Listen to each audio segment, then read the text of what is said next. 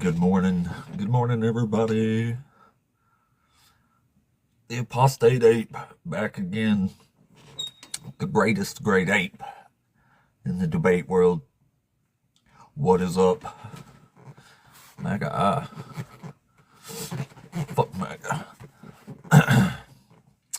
Anyway, good morning, guys. What's up? Welcome in to the greatest morning show on the entire planet. The greatest morning show that ever existed in the debate world. Good morning, everybody. Rick, good morning. Welcome in. Welcome all. Welcome to the greatest debate morning show that ever existed. Time Magazine raves. This is the #1 debate show in the country. Can y'all believe that? The president louds. This is the greatest channel ever. The shittiest president ever. Welcome in. This is the channel where you can watch an undereducated hick from Alabama perform an intellectual takedown of the Christian faith and logic for your entertainment. Once again, Time Magazine raves the greatest show that ever existed in the morning times. The greatest debates of all time here. And you're here to see it this morning on day number 62 in a row. Good morning, Rick. Good morning, Dr. Josh. Good morning. Thanks for getting me started with the likes and stuff. We are back again for day number 62 in a freaking row. I'm getting tired. Not really getting tired, but sometimes I do feel like that. My nose is still running. Say keep it up, thank you. Oh, algorithm said keep it up. I was about to say thanks to someone. Anyway, good morning, everybody. Good morning, good morning. We just fired this bad boy up barely a minute ago.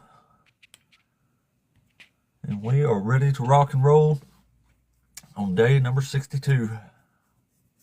Bragging about me to Kip Davis? Holy shit. Wow.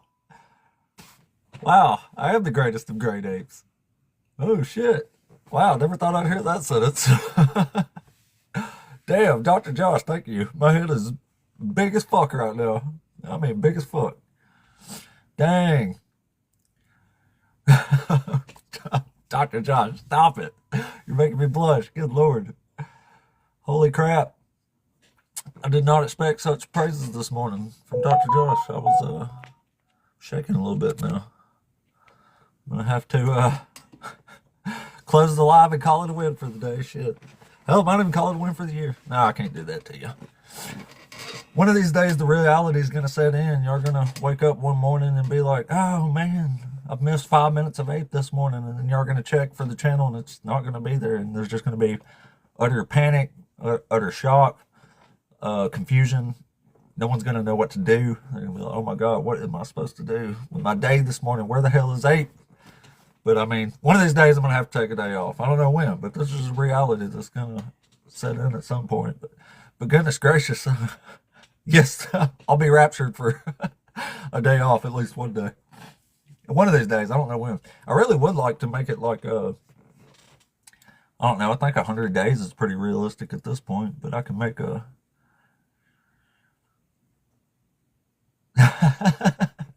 No, I just want to induce confusion, Rick. I'm just going to let y'all wake up and be like, what the hell happened? Like, I want everybody to be sad and confused without me. Oh, it'll be the greatest thing ever. They'll be like, where's the ape? What am I going to... It's almost 8 a.m. Where is he?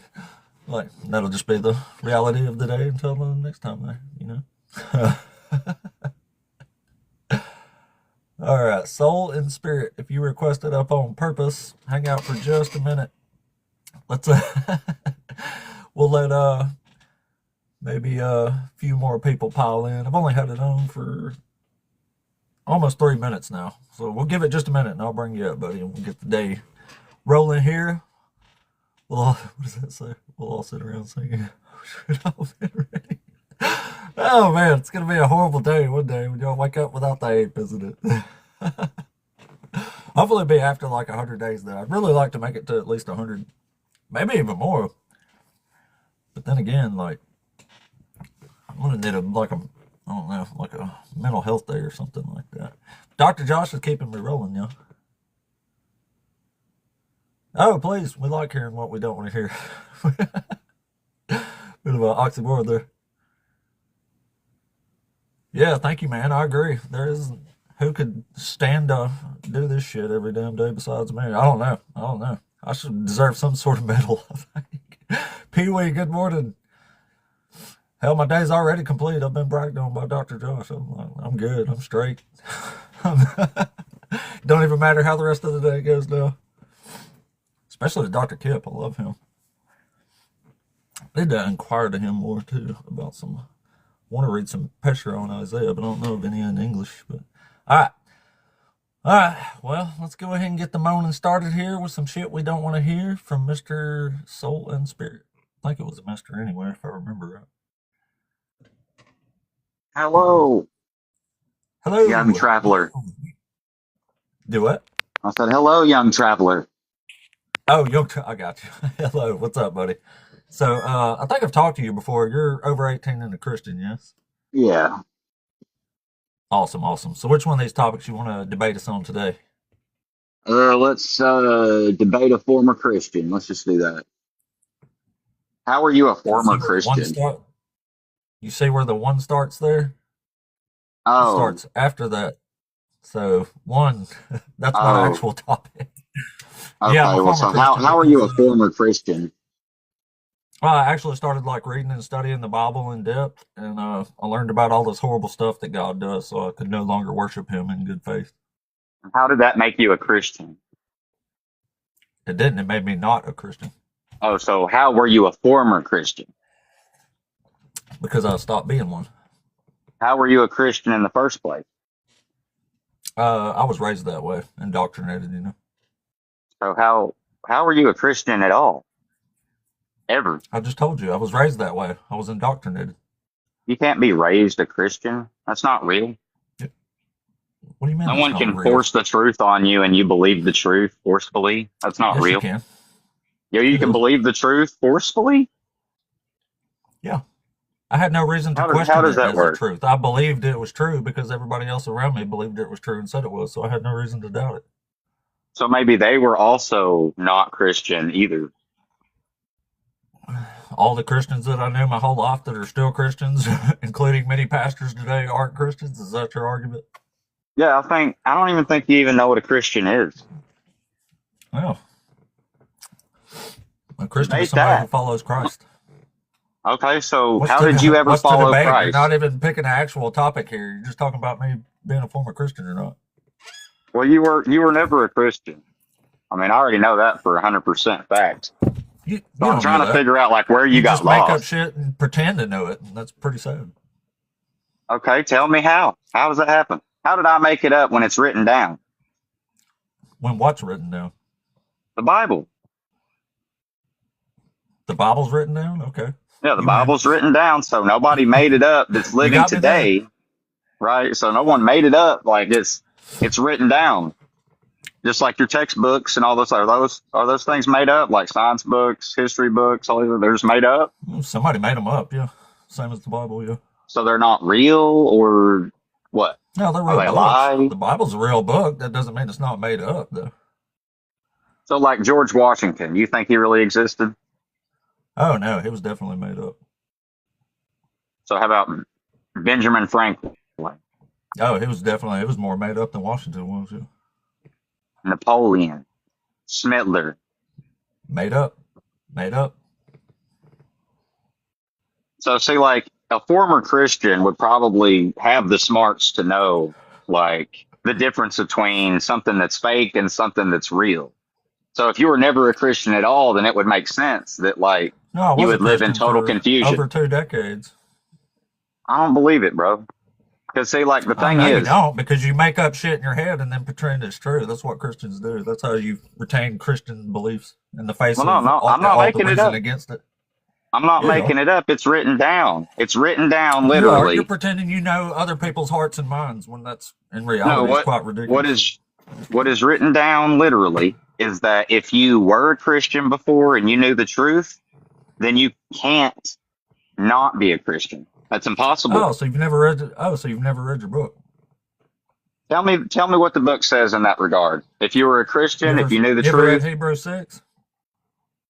you can't turn away from the truth if you know it, right? Have you ever read Hebrews 6? Read it out. Have you ever read Hebrews 6? I read it before, but I'll read it again. But you don't know what it says? We're about to read it if you want to. I was just asking if you know what it meant. We can read it if you want, but it says you can't fall away after being enlightened and tasting the heavenly gift and sharing in the Holy Spirit. Then you fall away. Hebrews So you 6. can't come back. What verse? I don't remember the verse. Because I know this is talking about angels. It's not talking about men. But we'll read it out. Never heard that one before. I know, because you're not a real Christian. Never was. Talking about, yeah, there's a whole lot of scriptures about angels falling away from the faith, huh? Yeah. What verse is it here? Oh, it starts in 4. Starts at 4. For it is impossible for those who were once enlightened and have tasted of the heavenly gift and were made partakers of the Holy Ghost and have tasted the good word of God and the powers of the world to come, if they shall fall away, to renew them again unto repentance, seeing they crucify to themselves the Son of God afresh and put him to an open shame. For the earth. There you go, buddy. Okay, so what does that mean? I don't think you're interpreting it that right. means if you've shared in the heavenly spirit and tasted the heavenly, I don't think you're interpreted right. It's clearly not about angels. Okay, let's go to 4. Let's go to 4 right here. Listen. All right. For it is impossible to restore again to repentance those who have once been enlightened and tasted the heavenly gift and have shared in the Holy Spirit. So tell me something, buddy. Can non-believers what's impossible? share in the Holy Spirit? What's impossible here? Me? Hello? I'm trying to explain that to you. If you would be quiet for a second and answer my question. So can non-believers share in the Holy Spirit and taste the heavenly gift? No. That means I once believed and then I fell away, which is that means you never tasted the power, so bro. That makes you an ignorant liar. What's impossible here? Why does it say impossible? What is this impossible thing it's talking about? Be brought to come back to repentance once you have fallen away. That's what's impossible. For those it's a warning. Were once enlightened and have tasted of the heavenly gift. I'll explain it to you. Don't worry. And were made partakers of the Holy Ghost. And have fallen away. It is impossible to be brought back to repentance. And have tasted the good word of God and the powers of the world to come, if they shall fall away, to renew them again unto repentance, seeing they crucify to themselves the Son of God afresh, and put him to an open shame. For the earth, which drinketh in the rain that cometh oft upon it, and bringeth forth herbs meet for them, it is dressed, receive blessings from God. But do you want to go read it and study it a little bit and then come back once you know what it's talking about? I mean, I'm just trying to say you never knew the power of God. Yeah, I did. If you did, then you would still worship God. No, I wouldn't. It says that's the facts of the matter. The heavenly spirit and then fall away. I know you don't agree with what your book says because you have your own little narrative to push, but it's what it says. I mean, you just read it. Yeah, and then you put him to an open shame. And what happens after that? What happens after that? Then you can't come back to repentance. That's what happens. Because you never knew. It's impossible. Can non-believers share in the Holy Spirit and taste the heavenly gift? No. No shit. Do you understand the words that are coming out That's of your mouth? That's why you never had it. Oh my freaking God. That's what I'm trying to say, bro. Read, can you? You think you know, but you don't understand the simplest words. It's pretty hilarious. It says it's impossible. I don't know how you're not. How do non-believers share in the Holy Spirit? Idiot. Listen, how do non-believers share in the Holy Spirit if they never believed in the first place? Because you see something that makes you think of the power of God. You don't understand like go to church or something. You know how many people went to church for years and years of their life, but they never knew the power of God? It's not about going to church. But you think you know the power of God, and then you fell away. Never said it. I can just read the book and understand simple words better than some people. I ain't gonna say no names though. That doesn't mean that you understand. You might be able to read pretty good. I mean, I know you don't. You've already displayed that, but it's pretty simple. I mean, you don't even Even read though the you whole can't chapter, bro. understand your own log, you don't even understand your own You read like a logic couple verses. and why it's failing. That's Yeah. it. Okay. All right. So, do you got an actual topic you want to debate here? Since you've already lost this one, pathetically. I know you lost that one. You're never a Christian, so let's move on. That's what Christians do: lose a debate and then declare they won. Okay, Jesus fulfills 0 prophecies. Let's check that one out. All right. Let's do that one. Yeah. I don't know why though. Clearly, you have trouble reading simple words, so not sure how this is going to go, but we'll try. So, yeah, Matthew gives us a whole bunch of prophecies that Jesus Matthew fulfills from the Old 13. Let's Testament. go there. Okay. Now let's So, where's the go prophecy read that where Jesus fulfills in Matthew 13? look up Oh, where is it the part Jesus. where he says a mustard seed's the smallest when it's not? No, let's look up the one where Oh, he says that he fulfilled the prophecy of Isaiah. oh yeah, that's a Look good that one. up real Yeah, let's do quick. that. Yeah, I think it Yeah, I love openly says Isaiah. that he is fulfilling the prophecy in that one. Which verse are you talking about? Which one is it? 10? It's when he is saying Oh, it that. starts in 10. Yeah, yeah. Okay, so yeah, he's saying he's fulfilling Isaiah. What does he say actually? It says then the Let's check it disciples out. came and asked, "Why do you speak to them in parables?" He answered, "No, wait, that's not it." Yeah, that's it. That's it. Yeah, keep So reading. You just what don't read prophecy enough is he of it. fulfilling? You just don't read enough of it to actually understand the whole thing. So just read more of it. Oh, yeah, okay, that was it. Yeah, so my bad. It says, "With them indeed is fulfilled the prophecy of Isaiah that says, You will indeed listen, but never understand, and you will indeed Oh, look, but never perceive. Before, before this people's heart whoa. has grown dull and their ears hard of hearing, they have shut their eyes so that they might not look with their eyes." Yeah, who's Isaiah actually talking about there? What Who verse doesn't did you see in leave off at Isaiah? there? It doesn't matter. He's talking about Isaiah. Jesus don't have a clue what's going on in Isaiah. Yeah, it says he fulfills the prophecy. That's what he said. Okay, so I what guess you lost prophecy that from one. Isaiah is being fulfilled here? They don't understand. So what prophecy? So what Read it prophecy again. from Isaiah is Read it being again fulfilled here? then. I guess Holy if you didn't shit! Can understand you what he was answer saying, a read it again, question? bro. Can you answer a question? Where is this prophecy from in Isaiah, and what's being fulfilled? Did he not Cool. just say it right there? Did you not just now read it? Jesus saying something in the New Testament doesn't mean he fulfilled squat. You have to show us the Old Testament prophecy. So where's that at in Isaiah? What's he quoting there?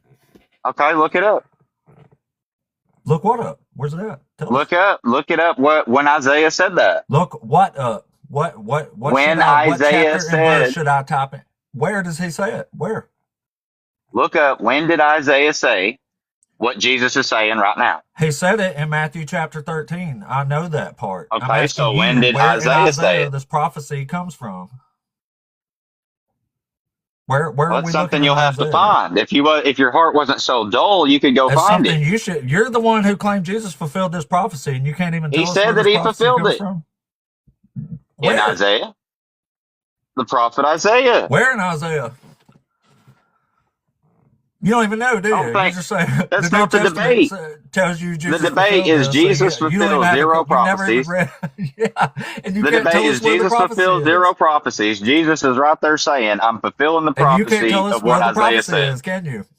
And you can't tell us where the prophecy is, can you? Well, you have the internet right there, don't you? Yeah, I do. But I'm I talking to don't. you, aren't I? All I have is the Bible. So do you want me to go and Okay, look so all where's the it way at in the back in Bible? Isaiah and look when I you just have assumed if Google you're and everything gonna at your come up here on the disposal right debate now? stage and tell us Jesus fulfilled a prophecy from Isaiah, you would at least know where the prophecy is. It's from chapter 6, I think, by the way, or maybe it's 8. No, it's yeah. Is it Isaiah chapter 7? Is that the one you're talking about? No, I don't think it is. No, it's not. Do you know where it is? I just Well, think it's kind of funny that you if don't I even had know the where this internet prophecy right is now, I or what would it's talking about, but you look it think up Jesus just like fulfilled you it. That's could. pretty hilarious. But you don't It's want in to chapter be 6. fooled, bro. That's what you don't want to be taught the truth. You're not teaching me anything. You don't even know where this prophecy is. You just know it's in Isaiah because Matthew said it's in Isaiah, but you've clearly never read Isaiah.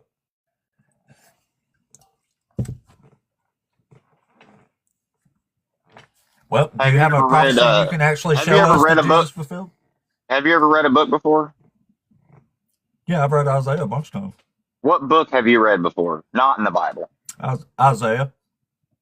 Not in the Bible. Not in the Bible? Yeah. The Book of Mormon. You read the Book of Mormon? Yeah.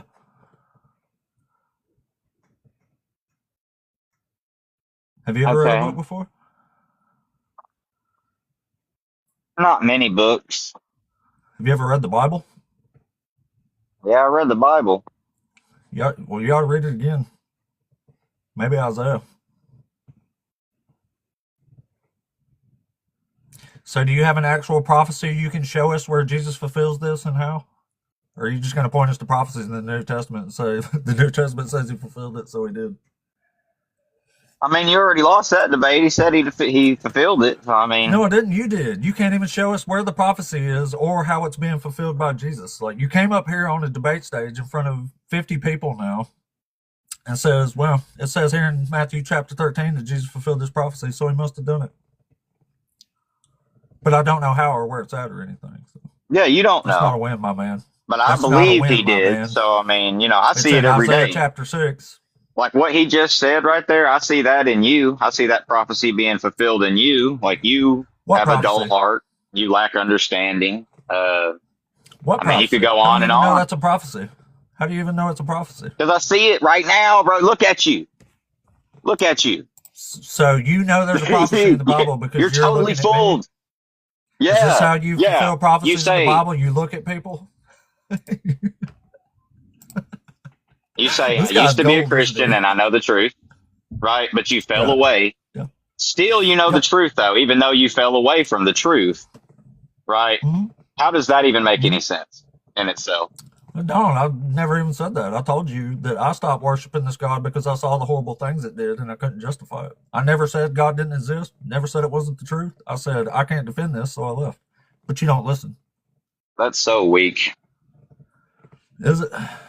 It is. I mean, like, because God is literally for the innocent, right? Like all those people that you don't know about. Baby's brains out over rocks. Do you know that? Who are those people? It doesn't matter who. Yeah, it matters. It matters who they are. Oh, okay. Israelite. Because you have innocent people and you have non-innocent people in the world. That's who lives here. And so, who is God for? The innocent. Oh, who's the innocent ones? The innocent ones are the ones that God helps in the world.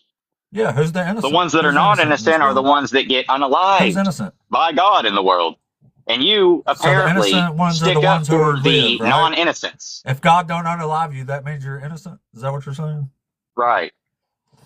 I'm holding out hope you're going to start making some sort of sense in this nonsense you're saying. I mean, yeah, that's what I'm saying. God. So what did the babies do? What was their crime against humanity? They didn't have a crime that they committed. Oh, then why'd they get their brains bashed out on God's orders? Because they were born. It wasn't supposed to be born. It was better if they never would have been born. Great God, buddy. You serve a You heard that before? You should be proud of yourself. Oh, you think everybody deserves to live, bro? Do babies deserve to live? Some of them. Not all of them. Some and of even in this society that we live in today. Some babies deserve to live. Okay, what about abortion? Shit. What about abortion, bro? All them babies. How many you think are you on TikTok in like a mental institute right now? How many babies you think been aborted, bro? Just curious. I don't know. Did they deserve to get aborted? You tell me. It's your generation. If they're according to you, if they're unalive, they're guilty. So obviously not, right? Well, it wasn't God that did that to all them aborted babies, was it? You know, it's not too late to give up this nonsensical mind frame you're in and join the rest of us. I would say the same to you. Actually move on and be a productive mind frame of humanity instead of this nonsense you keep spouting in front of Many Well, yeah, people because out you're there. going to read a book, right? And you're going to say, look at all those bad things God did. But then you don't have the gall to look into your own society and see where these things actively happen from people's hands, They right? actively happen in your book because And you don't God care about actively that. makes them happen, and then you go, "Oh, the babies deserve to die." Yeah, because I stand behind God. I don't stand Yeah, behind because any you're a man. sick motherfucker. That's why. Because you stand behind men, right? You follow men. You're a I man follow follower. truth. You follow a lot of men that talk about like God's evil and stuff, and you couldn't justify that, so you decided to fall away. So Yeah, I can you can't justify justify smashing abortion? babies. I mean, I know you can because you're sick in the fucking head, but I can't do it, so I left. So what about abortion? Do you justify that? What about it? Do you Nope. justify it? No, I don't justify it. So it's wrong. Didn't say it's wrong. I said I didn't justify it. So you're justifying it. I don't have an opinion on it. Because if you can I say have an that opinion God on is God wrong, smashing babies to pieces, yeah, though. yeah, yeah, yeah, yeah. If you can say God is wrong for doing that, then you should be able to say Yeah, abortion is wrong. I should, but I'm not. If you can't say that, then you're confused. I think you're confused, and I think everybody here knows you're confused. And I I mean, mean, I'm just being psychotically real. confused.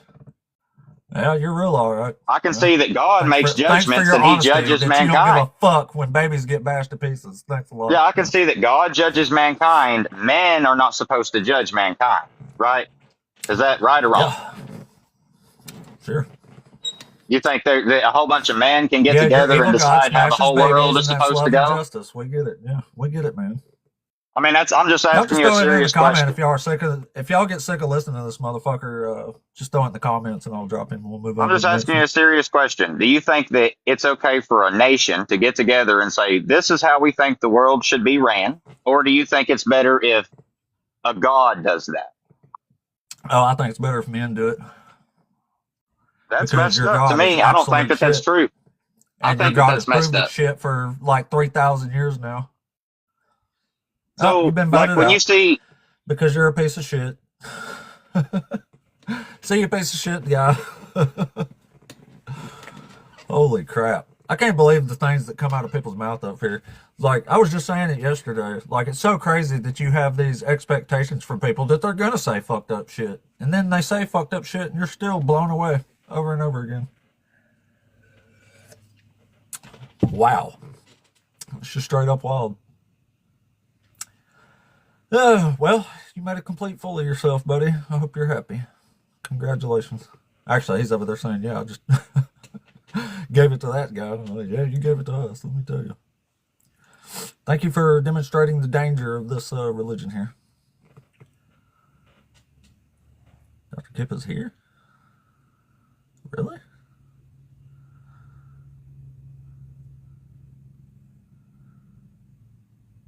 That's cool. Wish I'd been a little more prepared. I would ask to have some Dead Sea Scroll questions. Anyway. Well, until we get that, let's see.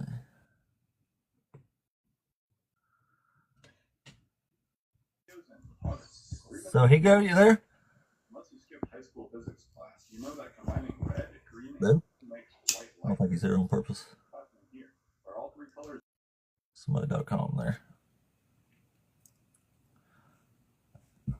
Doughboy, what's up, man? What's up? Well, how scary was that conversation? Some of the babies deserve to be bashed to pieces, don't they? Because they're babies. The innocent ones lived. Trod, what's happening, man? What it is. All right, then. Let's bring up KB, Mr. KB. 1 sec, hold on, give me 2 seconds, hold on. Oh, you're good. Alright, yeah, what's good? You're an atheist? What's up, man? You're over 18 and a Christian? Yeah, I'm 19. And you're a Christian? Yeah, I'm Eastern Orthodox Christian, yes.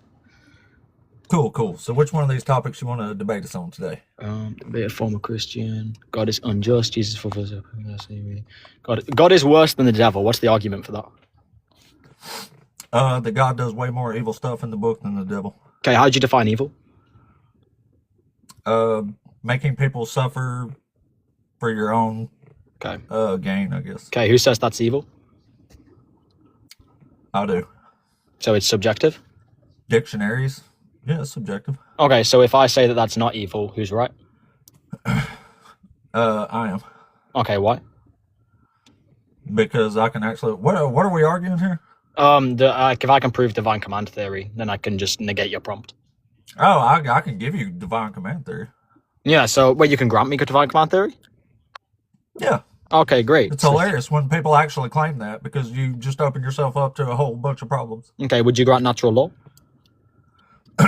Natural law? Yeah, would you grant natural law? I thought we was just debating if God was worse than the devil. Yeah, but I need to know what your standard. When you say worse, you're implying a moral operator. I need to know what your standard for morality is. Well, I can show you like God unalives a whole bunch of people where the devil arguably unalives 10. Yeah, who says that's wrong? I do. Okay, and what's your criteria for that something has to meet to be immoral? Well, actual standards like well-being, health, harm, happiness, stuff like that. And what's your criteria to decide the criteria? I just told you. No, I'm saying so you have a specific criteria that something has to meet to be immoral. Yeah, if you diminish those Yeah. for a person and they don't want that, that's immoral. So the That would be criteria- diminishing morality. So if I perform an action, right, it has to meet the criteria of it violates well-being, it violates morality. Yeah. Once all those criteria are met. So you Hold don't think Schmurder's evil? Hold on. Is that what we're Once- getting at here? And then once all of those criteria are met, Dude, bro, I don't do Philbro arguments. this isn't a here. Philbro. Do you This think isn't- murder's bad or not? Hello? I can't. Yeah. So What happened? yeah, what I'm trying to do, right? I'm just trying to get what your moral criteria is. So once an action violates these criteria, Yeah, and I told you, and then you asked me the Yes. same thing again. So let me steal I'm not on going to sit here and entertain this since we can't even get past something that I just told you the answer to. so once an action violates these moral criteria, it's then immoral, correct? So if it violates well-being, health, etc. Yeah, Okay. And who says that you have the correct criteria? I do. Okay. And is that just so? It is the criteria subjective then, correct? Yeah, I've already said. How many times do I have to answer a question to get So- to you? No, that's fine. I'm just making sure I have your position so I represent it fairly. Okay. So you're saying God is subjectively worse than the devil, subjective to you. Yeah, it's just my opinion, bro. Okay. I see. You know, it's I think subject- things like smashing babies to pieces and having women raped and unaliving people because they picked up sticks. Like, yeah, I think just my opinion, but I think that stuff's evil and horrible. Okay, that's fine. Now, but that is a subjective claim, correct? Are all worldviews subjective? If I have to say this is subjective one more time, dude, Yeah, no, I'm asking, are all worldviews subjective, not just morals? Like, is every worldview subjective? I have no clue. I'm talking about me. I only have this one brain that I got. I'm the only person you're talking to right now. Okay. So what difference does it with what the world thinks? Do you think there's such thing as an objective truth? Yeah. Okay, can you give me an example? Yeah, if you don't eat, you'll die. Okay, and that's an objective truth? Yeah. Okay, that's fair. Now, objective truths, right? They're universals, correct? Can we get to the actual talking about God and the devil here? Yeah, sure. Go ahead, give the argument. All right. How many people does the devil unalive in the Bible? Quite a few. Okay, show us. Name some. Yeah, by tempting Adam, making him eat the apple, that makes everyone die eventually because Adam eats the That apple. wasn't the devil. That was a serpent. Yeah, it was the devil according to patristic tradition. I mean, as sad as it was an animal in Genesis, so it definitely wasn't the devil. Yes. It was an animal. But I'm not sola scriptura, so I take patristic tradition to be infallible. Okay. I can give you the argument as to why. Okay, so who did he unalive because of that? Yeah, he caused Adam to eat the apple, which means that everyone dies. We wouldn't have died if he didn't eat Oh, the so apple. the devil murdered everybody. Yes, that's what Christians believe. You're laughing. Like, do you even know the Christian worldview? You want to actually give a reduction? Yeah, dude. Oh no, wait. The devil killed everybody because Adam ate a fruit. Y'all heard it here, guys. Yeah, do you want to give the argument?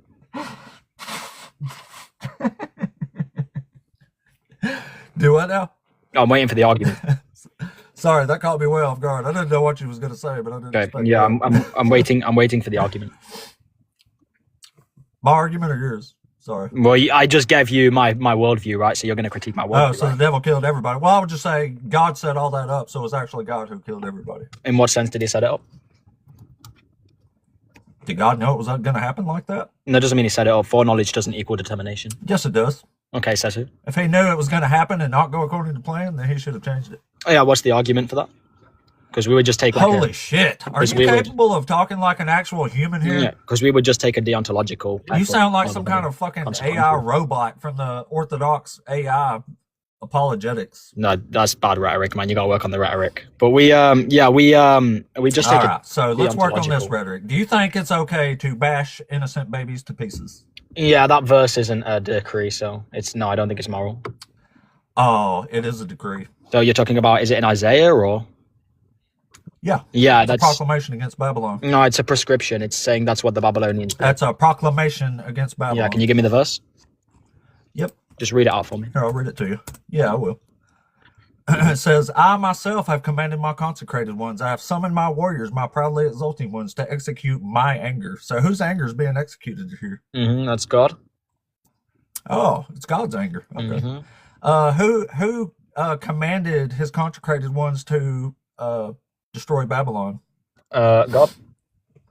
Oh, God commanded it. Yep, keep reading. There you go. Keep reading. No, keep reading the verse where it says to bash the babies against the rocks. Please go ahead. Oh, okay. I'm waiting. It says, whoever is found will be thrust through, and whoever is caught will fall by the sword. Their infants will be dashed to pieces before their eyes. Their houses will be plundered, and their wives great. See, I am stirring up the Medes against them, who have no regard for silver and do not delight in gold. Their bows will slaughter the young men. They will have no mercy on the fruit of the womb. Their eyes will pity no children. Is that good enough? Yeah, it's hyperbolic. You serve a great, great God, buddy. And no, it's not hyperbolic. We take the patristic. No, it's not, because Babylon was destroyed, wasn't it? Yeah, but we take the patristic hermeneutic. Yeah. God gives that command. It's hyperbolic. Yeah. You serve a great, great God. Okay, so do you know what hyperbolic means? Yeah, and I know that's not hyperbolic. Okay, I know anytime y'all don't like something, you call it hyperbolic. And either way, what the hell is that hyperbolic for? Yeah, well, we just take patristic hermeneutic. So do you know what's your textual interpretation rule? Oh, so it says when dash the babies a piece, it's just hyperbolic for what? Yeah, that's what the patristics teach. You are so full of shit. Do you know what the patristics, like the patristic position why is? Why you lie on the Bible, man? I think that's what everybody wants to know right now is why you're lying on the Bible. What? I'm just saying we interpret the Bible through the patristic lens. What do you interpret the Bible through? You interpret how you wanted to interpret it and not by what's actually going on. No, it's not true. Because I couldn't interpret verses Babylon outside of how gets literally destroyed, don't it? Yeah, I couldn't interpret that outside of how the patristics interpret it. Does Babylon get literally destroyed? Babylon? Babylon. Does Babylon get literally destroyed? Yes, but not necessarily not necessarily. And all this stuff literally happened. It's not but it didn't get pronouncing destruction. Wait, and it came true. Just like in Numbers 23, where it that's says, not true. God, if God says it, it's going to happen. There's no hyperbolic language. You just blundered. That's not true because Babylon didn't get destroyed by the Israelites. You did. Wait, historically, Babylon didn't get destroyed by the Israelites. Medes. It was destroyed by the Persians. Medes. He says, I am stirring up the Medes against them. Yeah, historically, you just blundered because it didn't get destroyed by the Israelites. It got destroyed by the Medo-Persians. I never said the Israelites destroyed it. The Medes destroyed it. Yes, but you just said that. Confused here, not me. You just said that the command was. You just said that. Stop lying on the Bible. You just said the command was carried out. So did the Israelites completely destroy Babylon? Here, I'll read it again for you. Did the Israelites completely destroy Babylon? Stirring up the Medes against them. Like I can actually read. Can you read? Can you hear? So you hear me, right? Yeah, the Medo-Persians. Yes, carry on. Yeah, so the Medes destroyed Babylon. Nobody thinks the Israelites destroyed Babylon. Okay, cool. So now stop lying. Okay, now did the Medo-Persians follow the decrees of Yahweh? Yeah. Wait, what? The Medo-Persians were Jews, apparently? Nope. So they didn't follow the commands of Yahweh. Then what? You haven't read the rest of Isaiah, have you? No, I have. You have. Did you read the part where it says Cyrus is going to carry this out? Yeah, but they didn't follow the Medo-Persians. Yeah, did you read the part where it says, even though he did not know me, I made him my weapon? Yeah, that's not referring to Yeah, so that kind of explains that they didn't know Yahweh, but they still carried out his orders, doesn't it? Maybe you should read your fucking book once in a while. That's not what I'm saying. I'm saying the Medo-Persians didn't follow the Israelite. I know it's not what you're saying. You have to change it now that you've been proven wrong. I've said from the start the Medo-Persians didn't follow the Israelite prophets. I just told you why.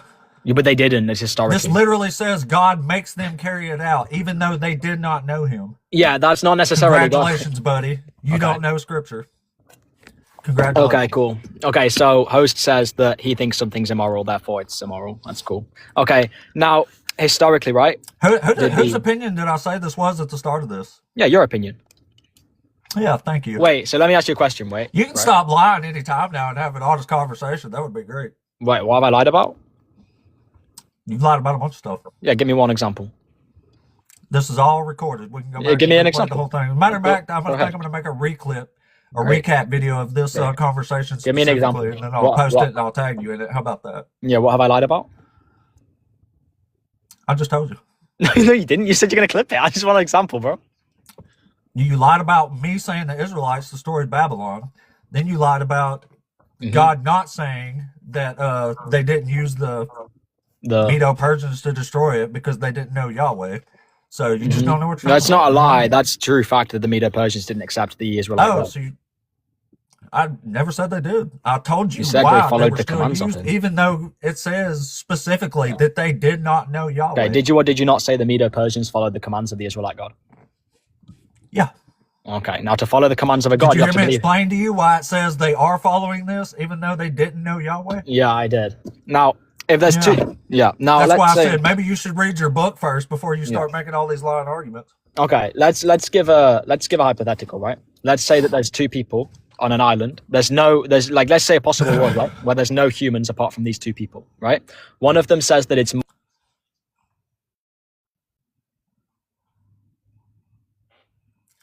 I don't know what happened. He got cut off there. oh, it's because you muted me. Hold on. Let me give a hypothetical, right? Let's say there's a I possible didn't world. mute you. Okay, well, one of your mods might have done then. Let's say a Oh, yeah, okay. I didn't think about that. let's say there's a hypothetical. Listen, it says, so in verse 4 here, it says, for the sake of my servant Jacob and Israel, my chosen, I call you by your name. I give you a title, though you did not know me. So it's literally saying Cyrus and the Medes don't know Yahweh, but they're But they still don't follow carrying him. out his orders. Yeah, that just means that he's like, that just means Yeah, there's that something just within means his you don't know what you're decretive. talking about. That just means there's something within his decretive will that they're carrying out, not necessarily prescription. You, wow. The lies you We have good? to tell yourself to hold on to this ridiculous religion is crazy. How is that a lie? That's general Lying to Christian me is teaching. one thing. Lying to yourself is another. And that's just Christian teaching. Like, Oh, yeah. you're not I know. debating a Protestant or an evangelical. You're debating an Eastern Orthodox. You should at least know our worldview. Yeah, I'm being astute and using the words you said against you because you tried to make me sound stupid for reading the Bible and saying the Medes did it, and then you're like, oh, the Medes didn't know Yahweh, they don't follow his orders. They're like, oh, it says here in 45 they do, even though they don't know him. Okay. Now I want to. Interesting, isn't it? I mean, not really. I want to do a. Oh, of course not. Yeah. I think it's. I want to see where he said 2 Jesus fulfills 0 prophecy. What's the argument for that That he doesn't actually fulfill any of the prophecies. in the Bible? Yeah, see, Matthew, in the first 2 chapters of Matthew, he gives 5 explicit prophecies that he's claiming Jesus fulfills, and he quotes those prophecies from the Old Testament. But if you actually go read them, he doesn't. None of those, in the context of what's actually going on, have anything to do with Jesus. Some of them aren't even prophecies, and some of them aren't even there. Okay. So it's almost like Matthew's lying and making shit up. Yeah. What if I take Daniel 2 to be fulfilled by Jesus? Daniel 2. Mm-hmm. You mean Nebuchadnezzar's dream? Yeah, the 5 kingdoms. What if I take Jesus to be Jesus the is 5th kingdom? fulfilling Nebuchadnezzar's dream. Yes. What if I take the Jesus to be the 5th kingdom? Are you aware that according to Jeremiah, Isaiah, and Lamentations, Daniel is a lie? That has nothing to do with whether Jesus fulfills the prophecy or not. So, do you think It does, Jesus? because if Daniel's lying, Jesus isn't So, fulfilling a what's prophecy the- that a lying prophet gave. Yeah. What's the argument that Jesus isn't the 5th kingdom prophesied in Daniel 2? 5th kingdom. Yeah. Because Jesus isn't a kingdom. Yeah, but he fulfills the 5th kingdom, meaning he starts the 5th kingdom. So Jesus fulfills a prophecy about a kingdom. Yeah, the No, 5th Jesus is a human and not a kingdom. No, he begins the 5th kingdom that's mentioned in Daniel 2. He begins the 5th kingdom. Yes, the 5th What kingdom kingdom. is that? Yeah, the church. Okay. Yeah, I'll just say you don't know what you're talking about. What's the argument? The argument? Yes, what's the That- argument? Daniel's talking about a dream Nebuchadnezzar has that is listing kingdoms. Yes. There's no prophecy Jesus is fulfilling. Okay, so what's the first kingdom? The first kingdom is Yes. Assyria. It's actually Babylon. It's not Assyria. What's the Oh, second? wow. Mhm. Oh, wow. And what's the second You kingdom? just get deeper and deeper into your own BS. Yeah, what's the second kingdom? The second kingdom is Media. Yes. What's the third kingdom? The third kingdom is Persia. Third kingdom's the Macedonians. Nope. Yeah, the third kingdom's the Macedonians. That's the fourth kingdom. No, the fourth kingdom's Rome. Yeah. We just literally just read what one of the third kingdoms kingdom's were. the You don't Macedonians. even What? realize it, do you? Wait, You don't even realize it. If the fourth king, wait, which kingdom preceded Rome? Several kingdoms preceded Rome. There was what was the main kingdom that preceded Rome? There was 4 of them. Okay, name them. I just did. No, you didn't. Wait, I mean, no. Oh, sorry, no. Yeah, that directly preceded Rome, meaning came immediately before it. Assyria, Mede, Persia, Greece. Okay, no. Wait, hold on. Medo-Persia didn't come like directly before Rome, meaning like Rome. It It's existed so funny before that Rome. we literally just read what one of these kingdoms are, and it's already left your head. No, it's not. They preceded Rome, but not directly. Who does it say? Who did we just read conquers Babylon? Yeah, Medo-Persia conquers Babylon. Oh, Mede. Medo-Persia. Does Yeah, it I say know Medo-Persia, Medo-Persia. or does it say the Medes? What Medo-Persia? It's the same thing. What?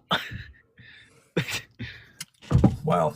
Yeah. So did the I Greeks? forgot you're a teenager and you know it all. I should give you a little credit here. Yeah, I appreciate that. I mean, did the Greeks immediately precede Rome? Yeah.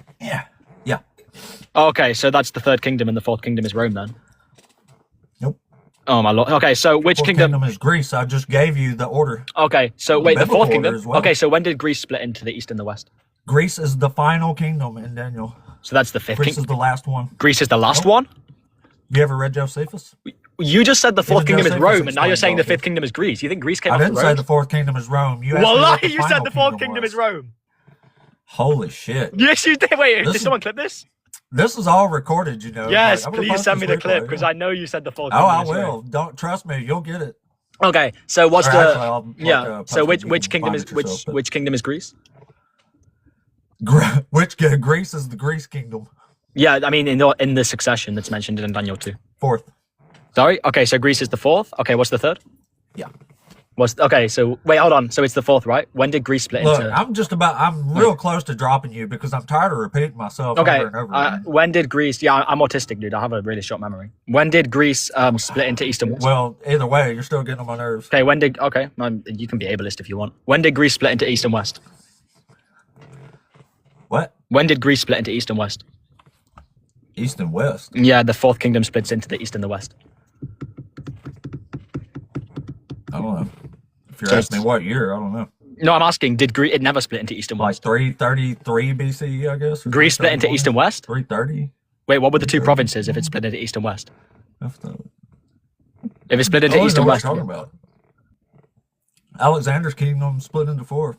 What happened? He disappeared. Damn. Did God think he was doing such a bad job that he got dropped? I don't know what happened there. Yeah, I'm not even sure. He was trying to say it was Jesus. Like, I don't know. It just goes to show you that they can't make an actual argument, so they just go into semantics about weird stuff. And yeah, I don't know, bud. But yeah, it'll be recorded. Trust me. I put these replays on my YouTube channel every day. I didn't drop it. I don't know what happened. It wasn't me.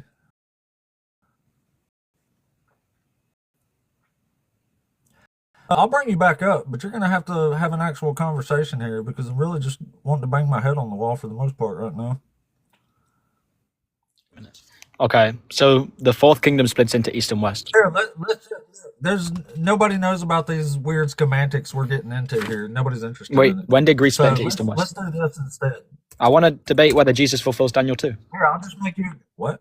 I want to debate whether Jesus fulfills Daniel 2. Screw Daniel 2. It doesn't feel it. Nobody knows what we're even talking about with these. Okay, weird so the kingdoms. fourth kingdom, if it's Greece, when did Greece split And into like east and I'm west? just answering myself over and over again. Like, look, I'm just going to show But you right can't here. defend Greece being the fourth kingdom. That's the problem. So you can't prove Jesus doesn't Yeah, fulfill. I can, but it's just nobody was interested. Okay, so And when- I keep saying what I think, and you just ask me the same question. I know it's over what and you over think, again but you're not giving an anyway. argument for it. Greece has to fulfill. If Greece fulfills the fourth kingdom, it has to split into east and Did west. you hear what I said? Nobody wants to hear this. Yes, I'm not that bothered if you're like you want to do this theatric thing where you want to skip from a conversation because you're going to pretend that people aren't understanding it.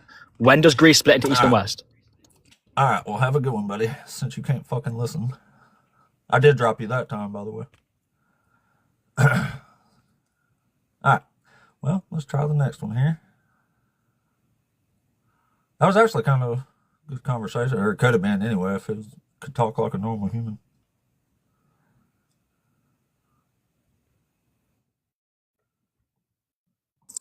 All right, what does that say there? Real, are you there? Yeah. What's up, man? Are you over 18? Yeah. Are you a Christian? Yeah. Awesome. So which one of these topics you want to debate us on here?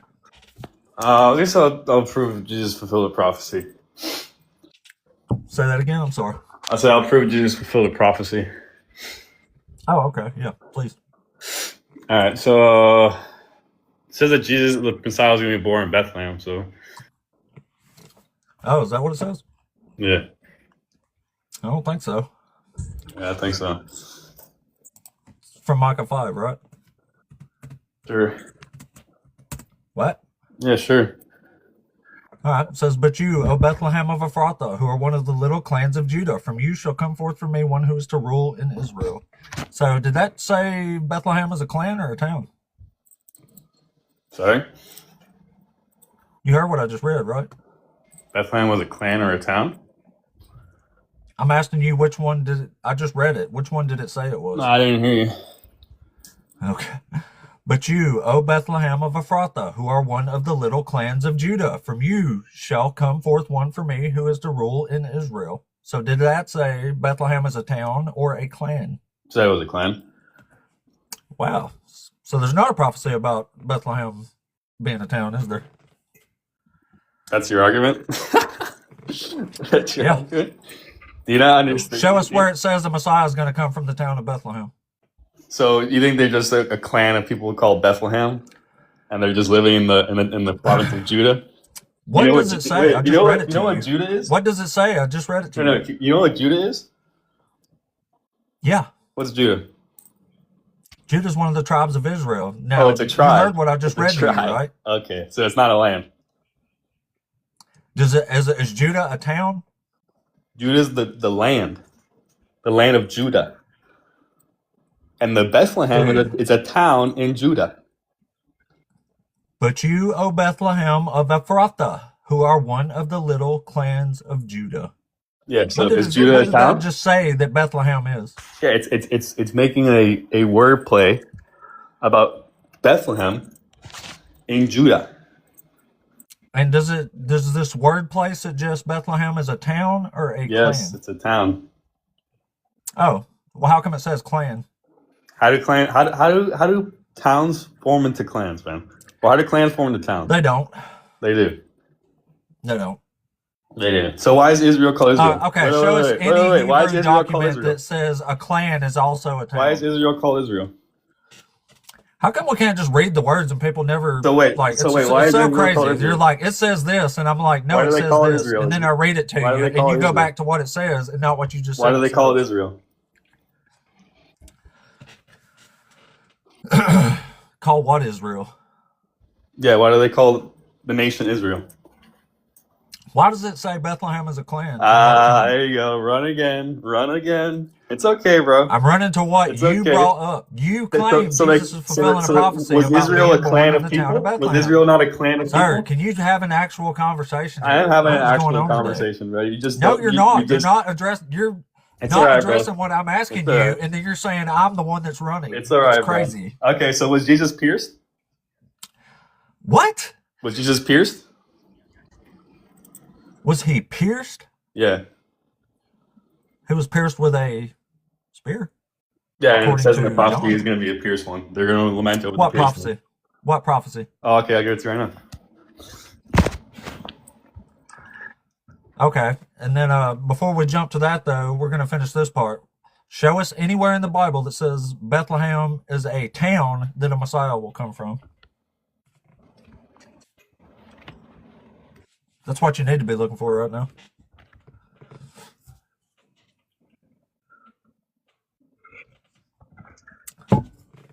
Nice try to dodge there, though. You almost got me. Real? Are you there? Yeah. For what you want, brother. What? I'm looking for the information, man. Oh, okay, good. You're not gonna find it. We can save some trouble here, but We're gonna find it. are we? Oh yeah. 1 second. I don't think we are.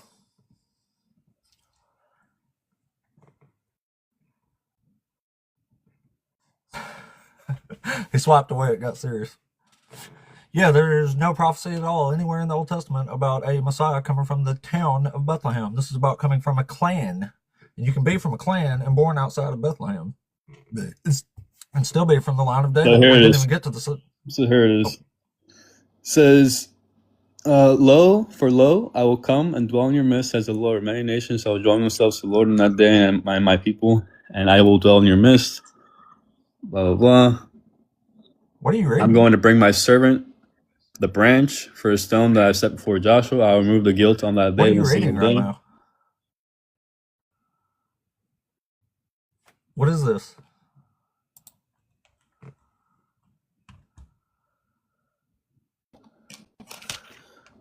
Hello? This is Zechariah. He's teacupped again.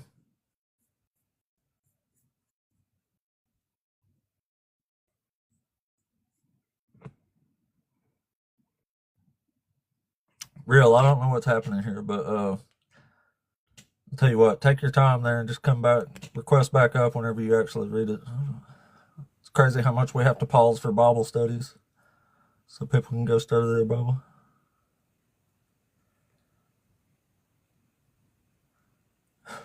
There's no way you read it that quick, Real.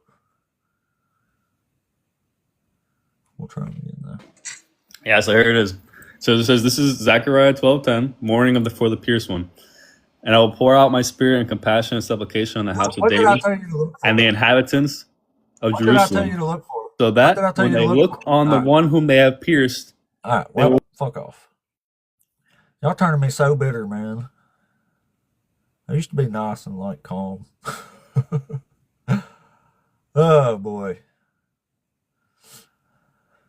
Maybe we'll holding out hope that we'll get to talk to an adult today who can actually address what's being said and not their weird apologetic scripts. Actually, before I bring up the next person, let's do this here. Oh, yeah, we didn't even... Like, it's crazy you can't even get past one sentence. But you, O Bethlehem of Ephrathah, who are one of the little clans of Judah. Obviously, Bethlehem of Ephrathah is a clan, according to the scripture, and not a town. It's not talking about a town. And it says one who is to rule in Israel, which Jesus never did. So Jesus fails this prophecy on all fronts as usual. All right. Oh, somebody said something. I'll say something. My gift gold? Are y'all crazy? Like, y'all, I'm literally making this, like, unrealistic, and y'all are beating it. How amazing are y'all? Holy crap, thank y'all. I can't believe how my expectations for what's going on in this channel just get shattered every time. It's amazing. God damn it, it's amazing. Y'all are freaking awesome.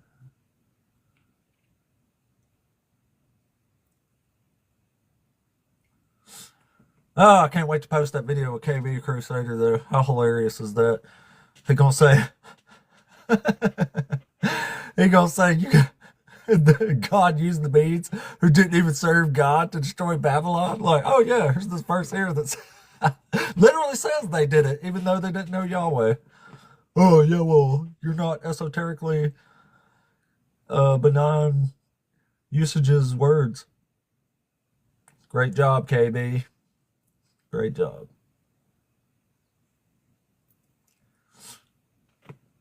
All right. Let's go. I was trying to read that. There's too many. Oh, man. This is awesome.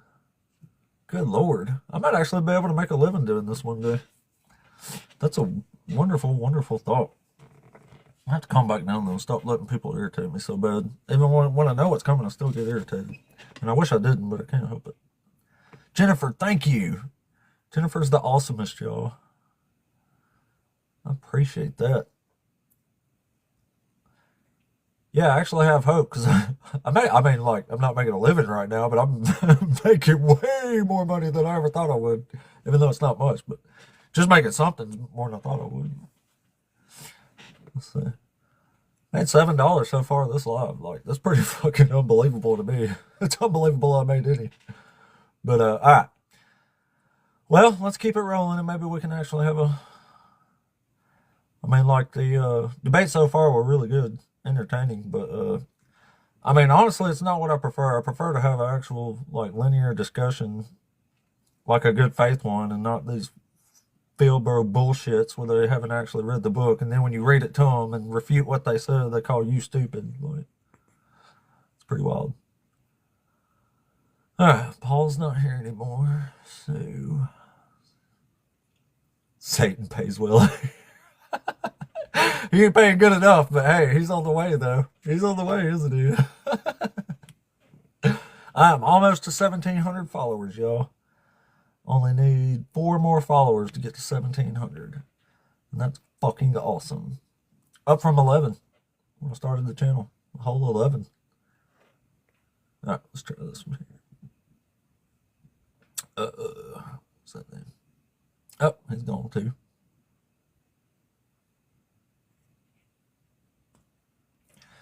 That was, hey, I gotta hand it to the kid though. That's the first time I've ever heard anybody say Jesus fulfilled Daniel too. I've never heard of that one. Daniel 7 comes up all the time, but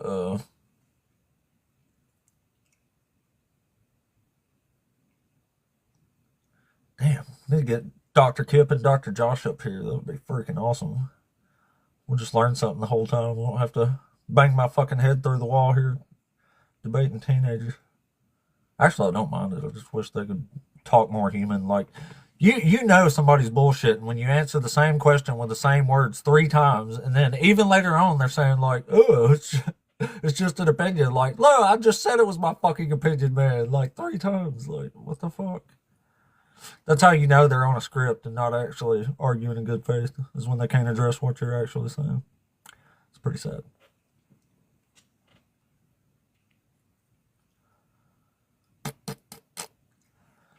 Well, running through the queue here. Dr. Kip's the shit, y'all. So is Dr. Josh. They're both amazing. Oh, somebody came in here. Oh, Barry, you there? I was just tapping away. I've actually pulled up a list of Jesus' prophecies to follow along. Yeah, wait, what now? I found a list. NewTestamentChristians.com has the 351 supposed prophecies and their fulfillment, and they're all bullshit. Oh, yeah. Yeah, I've read every one of them. Oh, yeah. I'm trying to find Daniel 2 even on this list. Is Daniel 2 even on here? I've never heard that in my life before him. Yeah, Like, how are you going to argue Jesus is a kingdom anyway? And I said, what's the kingdom? And he said, it's the church. And then we spiraled into something else, and my mind was getting lost in there. So I don't know. I don't know what happened. Yeah, these. But that was these the first time I ever heard they're Daniel interesting to 2 read. being fulfilled by Jesus. Like, that's absolutely insane. But Well, yeah, I great work appreciate is you, all- buddy. No worries. It happens all the time. People request up on accident. That's a constant thing on TikTok, actually. But yeah, I've noticed absolutely the first time I've heard anybody say Jesus fulfills Daniel 2. So what's your argument? He doesn't. What's your argument? He does. Like, what the fuck? Wild shit, man. I actually saw him there. I knew who that was. I was kind of excited, but my excitement quickly turned to bitterness and frustration over having to repeat myself over and over again.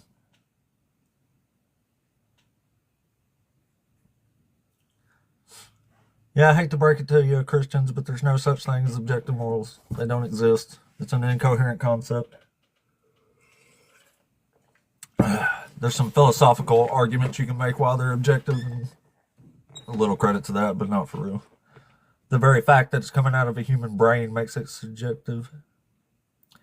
Jelabio. I don't think he requested up on purpose, but we'll try. What's up, bro? Hey, what's up? What's up, man? How you doing? Doing good. How are you? I'm all right. Kind of You got sort any topics you want to debate us on today? of, kind of more of a discussion on it. The God is unjust. Just the first part, I guess, a little bit. Okay. Um, Yeah, so I'll say God's unjust because he unalives people for picking up sticks and looking in wrong directions, and the punishment don't fit the crime, so that's not justice. Based on what? Based on the definition of justice. Based on whose definition of justice? On mine. So, if we're going to do a fair assessment of what justice is, don't you think we should define justice based on what it like theological definition, since we're talking about God? Well, I'm not concerned with the theological definition, but the actual definition we could probably agree on. Why won't you go with the theological definition, since we're having a theological Because discussion? theology just makes up stuff on its own. No, it doesn't. Yes, it does. No, it doesn't. It does. That's your opinion. but it Theology is a Christian doctrine. It's Christian making up the definition of justice and then saying it's fulfilled. That's just a circular argument. no, it's not. I don't think it is. So do you agree, would you agree that justice is getting what you deserve, like an eye for an eye, a tooth for a tooth? In general, Okay, yeah, that sounds pretty fair. Sounds like we agree on that, so that's cool. So would you ever consider it justice? Oh, it dropped. I don't know what happened there.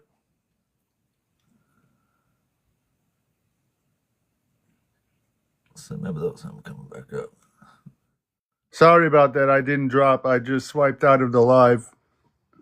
Oh yeah, I don't know what happened there. Yeah. But it did drop. So you were saying? Anyway, yeah, it sounds like we agree on that. So would you wouldn't ever say it's justified to punish somebody else for what someone else did, would you? In general, depends. Yeah, What does it depend on? the scenario. Is there any scenario where punishing someone innocent for what somebody else did is justified? Well, I mean, if you can provide me an example, we can talk about it. I don't know of an example. That's why I'm asking you. If you're saying there's exceptions to that, then I thought maybe you could give us an example. Because I can't think of any. To me, it's never okay to punish someone innocent for what somebody else guilty did. That would be like the definition of injustice. Okay. I'll go with I'll agree with you just for the sake of discussion. Yeah. Well, do you actually agree with me or disagree, though? Because now I want to see where you're going with this, but yeah, just for the sake of discussion. Well, I mean, I'll tell you, like, so if we're agreeing that it's never just to punish people for other people's crimes, I can show you example after example where God is punishing people for crimes someone else committed. Okay. That's why I say God's unjust, because he's clearly violating what we agree is justice. Such as? Unaliving David and Bathsheba's infant son. Okay, so why is that wrong? Because David is the one who sinned, not the infant child. The infant child is the one who gets punished for what David did. That's what we agreed is injustice. Good morning, Brittany.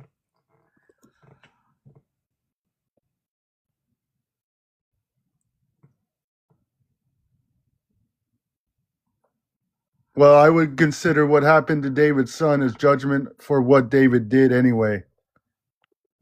Yeah, I know, but the baby is the one getting punished for what David did. Okay. God still punished David by taking his son. Yeah, but the baby is the one who got the punishment. That's what we just agreed is Yeah. injustice. I don't see that as unjust. Really? Okay, keep going. What's your next example? Well, you realized we agreed that someone being punished for what someone else did is not justice, right? You remember that. Yeah. Okay, so the baby is the one that got punished for what David did. So that can't be justice, right? Yeah, that is justice because God specifically told David that that things would happen to him because of what he did to Bathsheba or Uriah. More Do you so. understand what you're saying? Yeah, I exactly understand what I'm saying. I don't think you do. You agreed with me that it's not justice, and then you said it is justice. So you're just confusing us. Okay, move on. We can go to what's your next example? All right. How about let's see. I was already on 12 there. How about the census of David? So God tells David to count people. David counts people, and then God unalives 70,000 people because David did what God told him to do.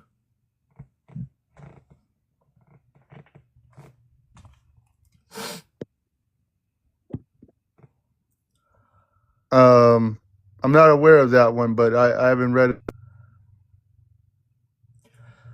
Well, I can give you the highlights here. So it says at the very start of this passage, it says, again, the anger of the Lord was kindled against Israel, and he incited David against them, saying, go, count the people of Israel and Judah. So David sends out his commanders, and they counted the people. But apparently that was the wrong thing to do, because the story ends, or not ends, but the situation ends up with this here. It says, so the Lord sent a pestilence on Israel from that morning until the appointed time, and 70,000 of the people unalived from Dan to Beersheba.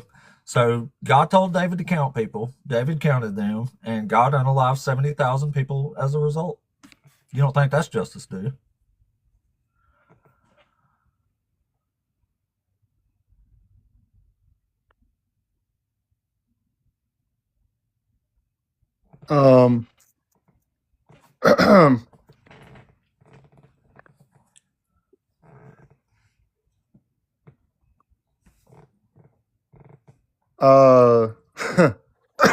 Sure, whatever. So we did it. God is unjust. No, he's not. I thought you just agreed with me. I agreed that we're working on a definition that is subjective.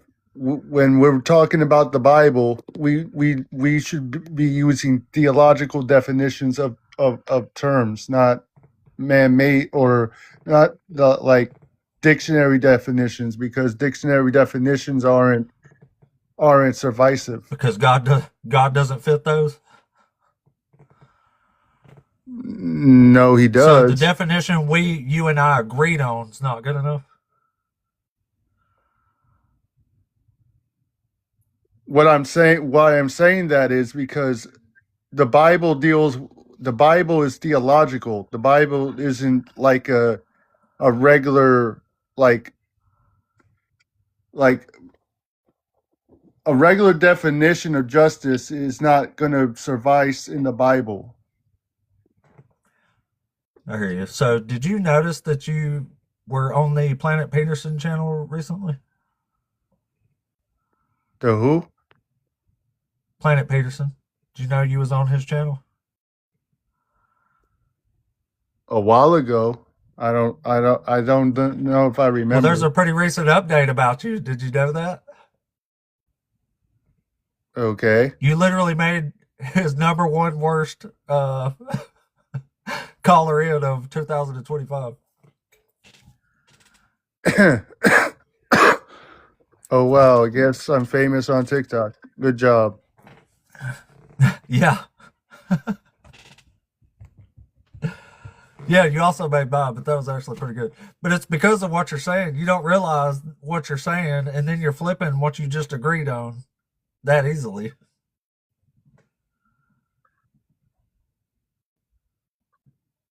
You realize that, right? No, I don't realize that.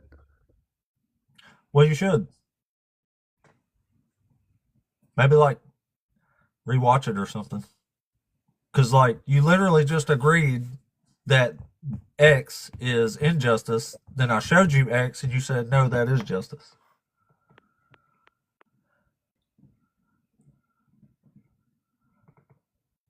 Okay, You don't so see a what? problem here for real? I don't see anything God does is unjust, to be honest. I know. I'm trying to get you to understand that you agreed with me that unaliving people for what other people did is unjust. And then I show you where God does that, and you immediately flipped and say, no, that's justice.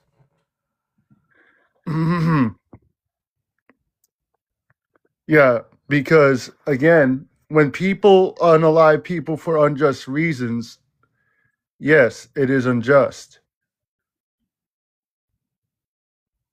But when God does it, It's fine.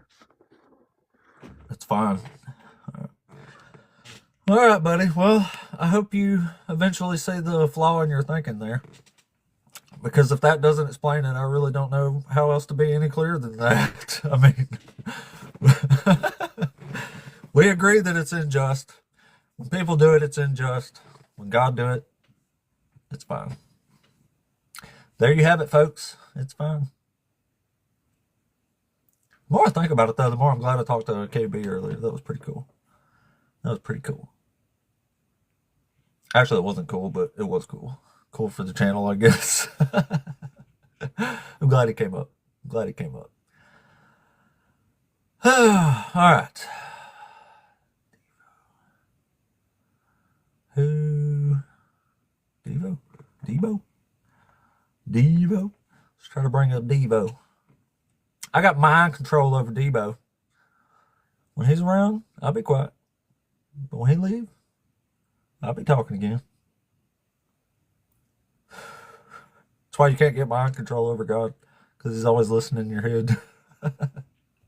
It's a horrible way to live, really. All right, DeBro. Let's try DeBro. No. R.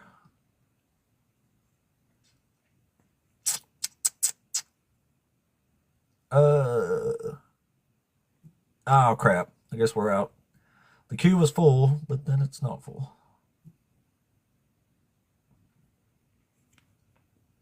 All right, that kind of all right, so it's tickling me that this came up. So, like, we bring up Isaiah 13. He says that's hyperbolic for some reason. Can't even begin to. Well, I know why he says it's hyperbolic, because he don't want to admit he serves a God that orders that kind of stuff. But anyway, the most interesting part of that was when he said he tried to make me look silly. What's up, Big Perm? There's a big worm comes in the comments all the time. I say that every time I see him. I say, "What up, Big Perm?" I mean, Big Worm. It's hilarious. Oh yeah. Anyway, yeah. So he tried to make me look stupid for saying so. God used the Medes. The Medes served Yahweh. So here's the funny part. Let me read it real quick. Oh yeah, I forgot I did read it. Anyway, I'll read it a little more depth then. It says, "For the sake of my servant Jacob and Israel, my chosen." Once again, revealing who the servant is in chapter 45 here. It says, "I call you by name. I give you a title, though you did not know me. I am the Lord, and there is no other besides me. There is no God. I arm you, though you do not know me." So, like, it's literally God saying he's using them as his arm, even though they do not know him. You almost had a good point there, KB. But sadly, you did not know your book well enough, and I did. So I proclaim victory, and not a hyperbolic one, an actual one. I keep kind of tripping over Dr. Kit, too. What's Dr. Kit? Wonder what his name is on. Oh, it's just Dr. Kit. Yeah, let's see. Let me throw him. Make sure I'm following him. All right, that'll be awesome. All right. So, God uses Cyrus to destroy Babylon, even though he did not know him. How interesting is that? Even though Cyrus gives the credit to Marduk and one of them cylinders they found. I guess the Cyrus cylinder. I was about to try to think of it. I guess that's what it's called. Yeah, he gives the credit to Marduk, not Yahweh. So Yahweh's a Valor stealer. He's trying to steal Marduk's valor. That's what it is. That's what's happening here, isn't it? All right, so we need another Christian to debate. So if you're a Christian and you want to have a conversation, come on up. Even though I might have got stifled a slight bit here by the previous conversations, might have scared a few other ones off. But yeah, never heard of anybody say Jesus fulfills Daniel 2 before, so that was an interesting one too. But yeah, y'all please, excuse me, keep tapping that screen. I made 7,100. I made 1,701 followers, so I did it. Up from the gigantic number of 11 several months ago. That's pretty awesome, y'all. That's pretty awesome. And man, it's crazy how fast this channel's growing. I can't believe people like watching an undereducated hick. Maybe that's why I'm so interesting, because I'm an undereducated hick. You're like, look at this motherfucker from middle school taking down Christians like this. I said, ain't that interesting? I mean, if you even think I'm taking them down, but if you're a Christian, you think I'm getting took down, hey, enjoy the show. We're here for that too, shit. All right, let's bring up Mr. Jason here. This guy put me in a box. Yeah, Hey, what's up, man? I'm a big fan. oh, thank you. Are you? Yeah, man, I here? watch you all the time. Yes, I'm old as fuck. I hear you. I hear you. And you're a Christian? Yeah, for sure. I'm Awesome, Bible awesome. believing, but I listen to you all the time and talk to these stupid Christians. It's funny. I hear you. All right, so I gotta. Well, I'm glad you I like the show. Yeah, I do. I like you're very entertaining in how you reply to them. Okay. Let me pick out something to debate you with. Yeah, come on. Debate a former Bring it. Christian. One God is unjust to Jesus. Fulfilled 0 prophecies. God allows My slavery. personal favorite, yeah. The prophecies? Yeah. You might be too good on that on me. Oh, let's go. Well, I guess we can go with the God allows the slavery. I think that's a good one. Yeah, I do too. So you disagree with that? You don't think he allows slavery? I think that he did allow slavery, but it was a different type of method. You know, back in those days, they didn't have jobs, so they had to have 7-year contracts, and which was considered. had There's jobs, slavery right now. Out in the Middle East, there wasn't much jobs back in those days. You were farming or taking care of sheep or something. So your luck was to find a rich guy with a rich tent, and maybe you could serve them for 7 years and take care of your family. And of course, they would abuse you. So, well, the Bible does distinguish between indentured servitude and like selling yourself into debt, right? But there is also chattel slavery that is allowed. Of course. I know. I hear That you would be talk about the Canaanites and the babies. Well, sometimes, but not as far as slaves go, I don't think. No, I'm just talking about like how a God corrects people and kills babies and stuff. You know, the Canaanites, for example. You know, he killed everybody, all the babies, everybody, right? Right. Go on. So do you agree or disagree that there's chattel slavery in the Bible? I agree that there's slavery in the Bible. I believe that God was pretty serious about what he was doing. He's pretty strict. Well, what exactly did you want to debate when you brought that one up? I don't know. I just want to talk to you. I thought you was cool. Oh, thank you. Well, I mean, I don't mind talking to you, but we'll have to disagree on something like. Okay, let's try to disagree on something. Man, I don't have my book for all the prophecies. I think you'll get me in that. That's why I don't want to go there. One God is unjust to Jesus. So tell me what you don't like. What do you mean as far as prophecies go? Yeah, why you don't believe in the Bible in general? You don't believe it's taxidermy or history? Well, one of the big reasons, is that Jesus doesn't actually fulfill the role that the Bible says he does. Well, part of the Bible. Anyway. From Isaiah 53 and all that. Yeah. He did get Isaiah crucified. 7 more specifically, but yeah, but there's no prophecy about that. Isaiah 53 is the prophecy of the crucifixion. No, it never mentions crucifixion, and it's not about a single person. It's about Israel. Yeah, but the metaphor is about Jesus. Oh, so you're saying Isaiah 53 is metaphorical?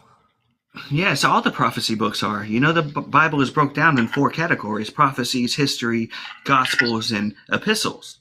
So they're separated. Yeah, but there's no metaphorical prophecies, though. All the prophecies are metaphorical. Well, if you want them to be about Jesus, you have to make them metaphorical, because Jesus never wins the actual context arguments. He doesn't. That's why the Jewish. That's the crazy part, is Christians already know that.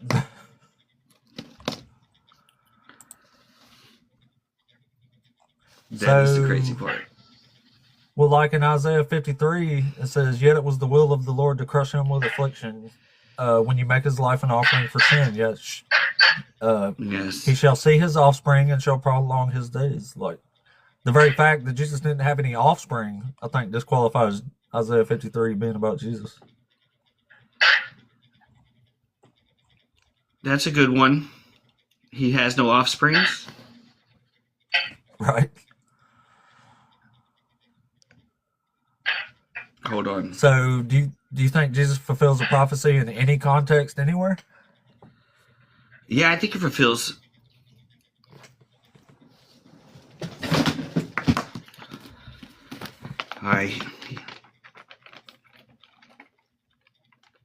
Yeah, give us, like, if you're a Christian, like, show us why, like, because we need more atheists than what. We want you to join us in reality over here.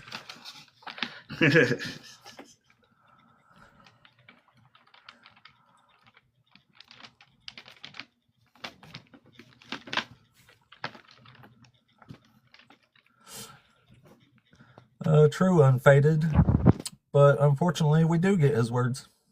Oh no, he disconnected there. Yeah, that's the reason a lot of former Christians left Christianity, is because they do understand his words, and they know they don't add up. So, what a crazy day so far. It's been freaking awesome, hasn't it? Well, pretty awesome. Besides my few bald spots I got where I want to rip some of my hair out here. No, you don't, and they don't. Yes, I do, and yes, they do. There you go. There's an argument. Uh-huh. Yes, have you considered uh-huh? Yeah-huh. Have you considered that? No? Well, you should, because it's true. No argument needed. Anyway, y'all please keep tapping that screen for me. Let's get some comments and stuff in here. Maybe we could get be great if we got an actual adult in here who could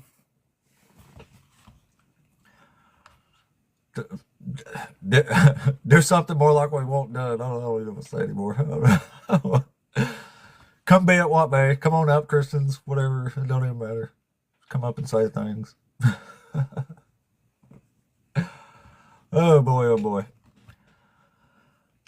So, yeah, Matthew's always my favorite to debunk prophecies, because Matthew's definitely the lowest hanging fruit in the Gospels. He makes the biggest poo-poos of the scriptures and stuff here. He's actually got me. I'm all hung up on KB now, bringing up Daniel 2 and shit. If he wasn't such a frustrating person to talk to, I could have actually had a really interesting conversation there. Because I like people's fiery spirits, but I wish they would aim it at something realistic and not Christianity. But, you know, whatever. It's not for me to tell people what to think, even though if you want to come debate me, I'm going to try to expose your ideals for what they are. Ridiculous. So, let's see. Nope, still nothing. No Christians in the queue at the moment, even though the queue stays pretty full.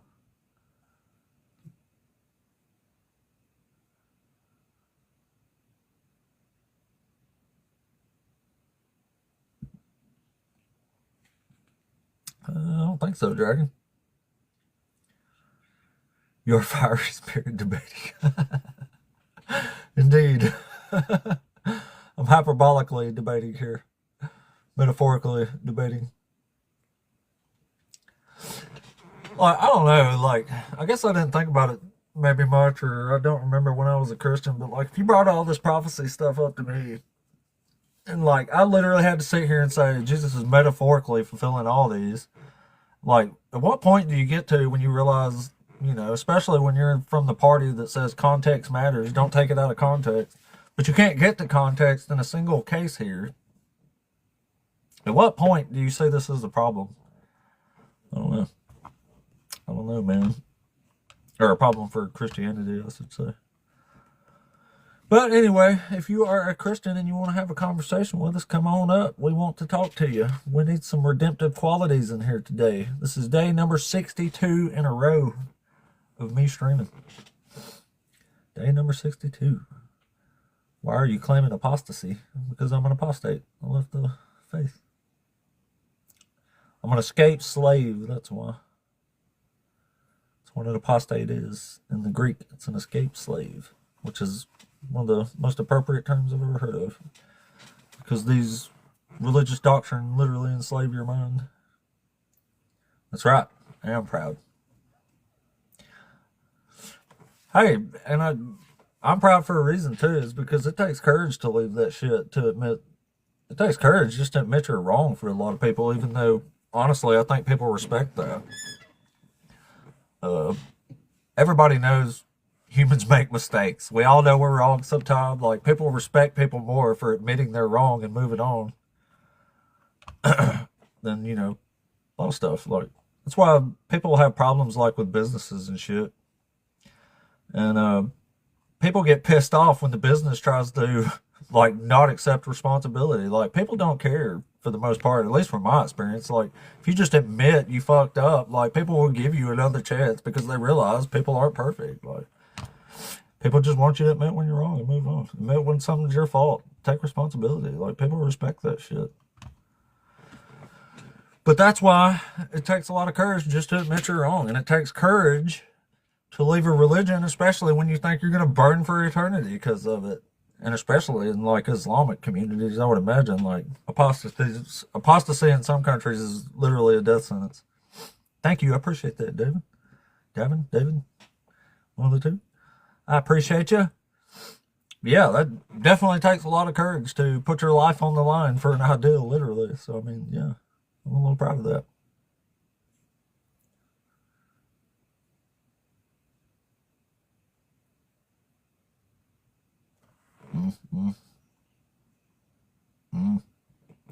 But we need another Christian to debate. I've still got a little while I can roll on here, so. Still fresh on the day. We've already had a good show, though. Dr. Josh bragged on me. My head's like this fucking big right now. Which has been unsettling, because it's usually not, actually. I usually have a really small head. I don't necessarily think I have a low self-esteem problem, but at the same time, like, I think I'm just realistic about my own self. Like being a warrior. Pink Beard, what's up, big dog? Dude, I listened to your fucking song this morning. Song about Southern girls or something. That was unbelievably good. I had no idea you were a singer. And to make it country, I was blown away by that, man. That was so fucking good. It's so crazy he pops up after I listened to a song this morning. Pink Beard, what's up, my man? Shit, thank you. That was amazing. I think your mama's here too, dog. I forgot how to check. Hold on a second. Yeah, mama's still here. Mama, your boy can sing. Can sing good too. Maybe we should do a duet sometime. I play a little guitar. I used to sing some country music. If you can't tell by my tone here, I might be all right at that.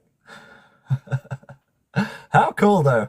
Got a couple scholars in here. We got Pink Beard. We got Mama Bash. We got them all. It's so cool. God, I love this channel. So fun. We need a Christian to debate, though. That's for sure. We have run out for the moment. And I said curse words at people, so that's usually about the time the queue gets emptied a little bit. That's why I try to control myself, because it does make a difference, I think, but whatever. John 3:16. I've never heard of that one before. What could possibly be in John 3:16? Never considered that. But anyway, guys, y'all tap that screen for me. Let's keep the algorithm flowing. Actually, it is still flowing, so I don't even know what else to say. It's still going. Oh, shit. It's only been an hour and a half.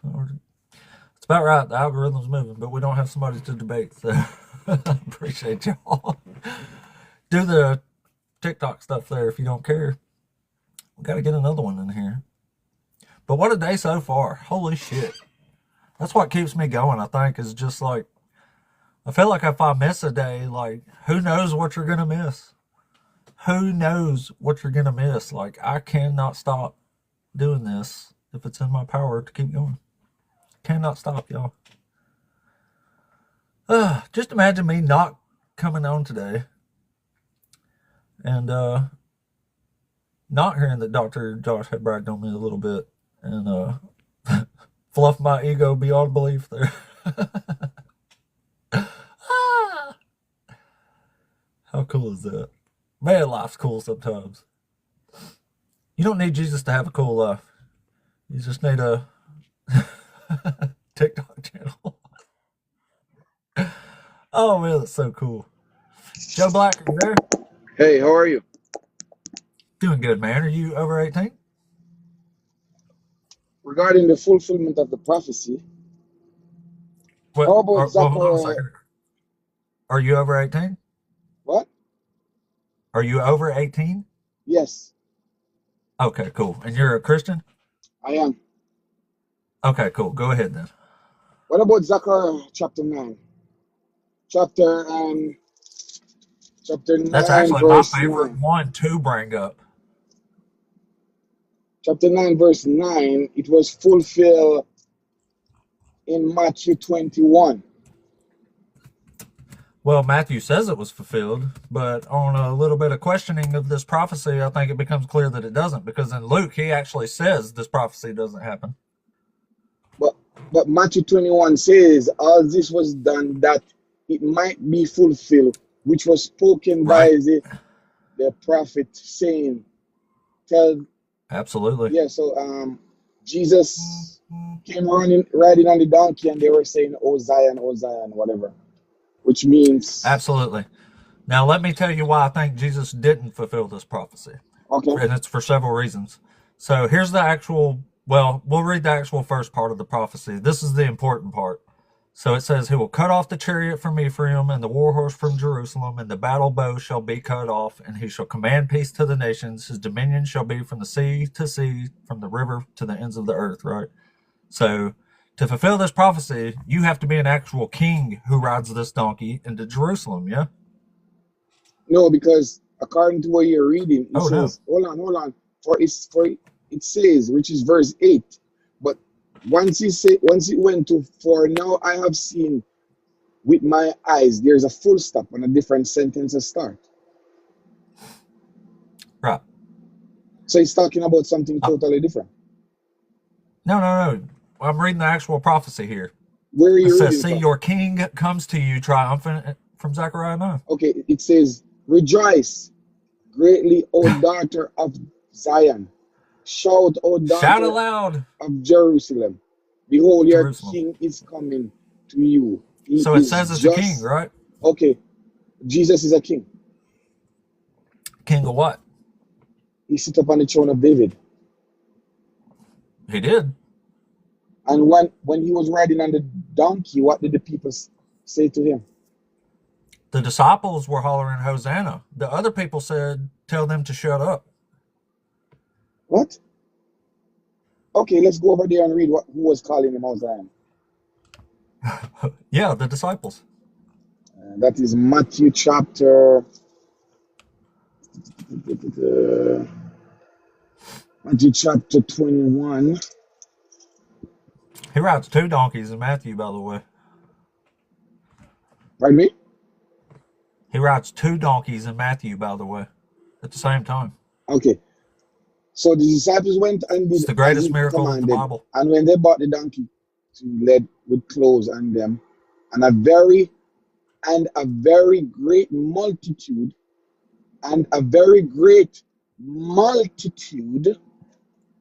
spread their clothes on the ground after cut down the branches from the trees and spread them on the ground. Then the multitudes went out before, and those who followed cried out, saying, Hosanna. You said it was just the disciples, Yeah. but this says multitude. Were you wrong there? No.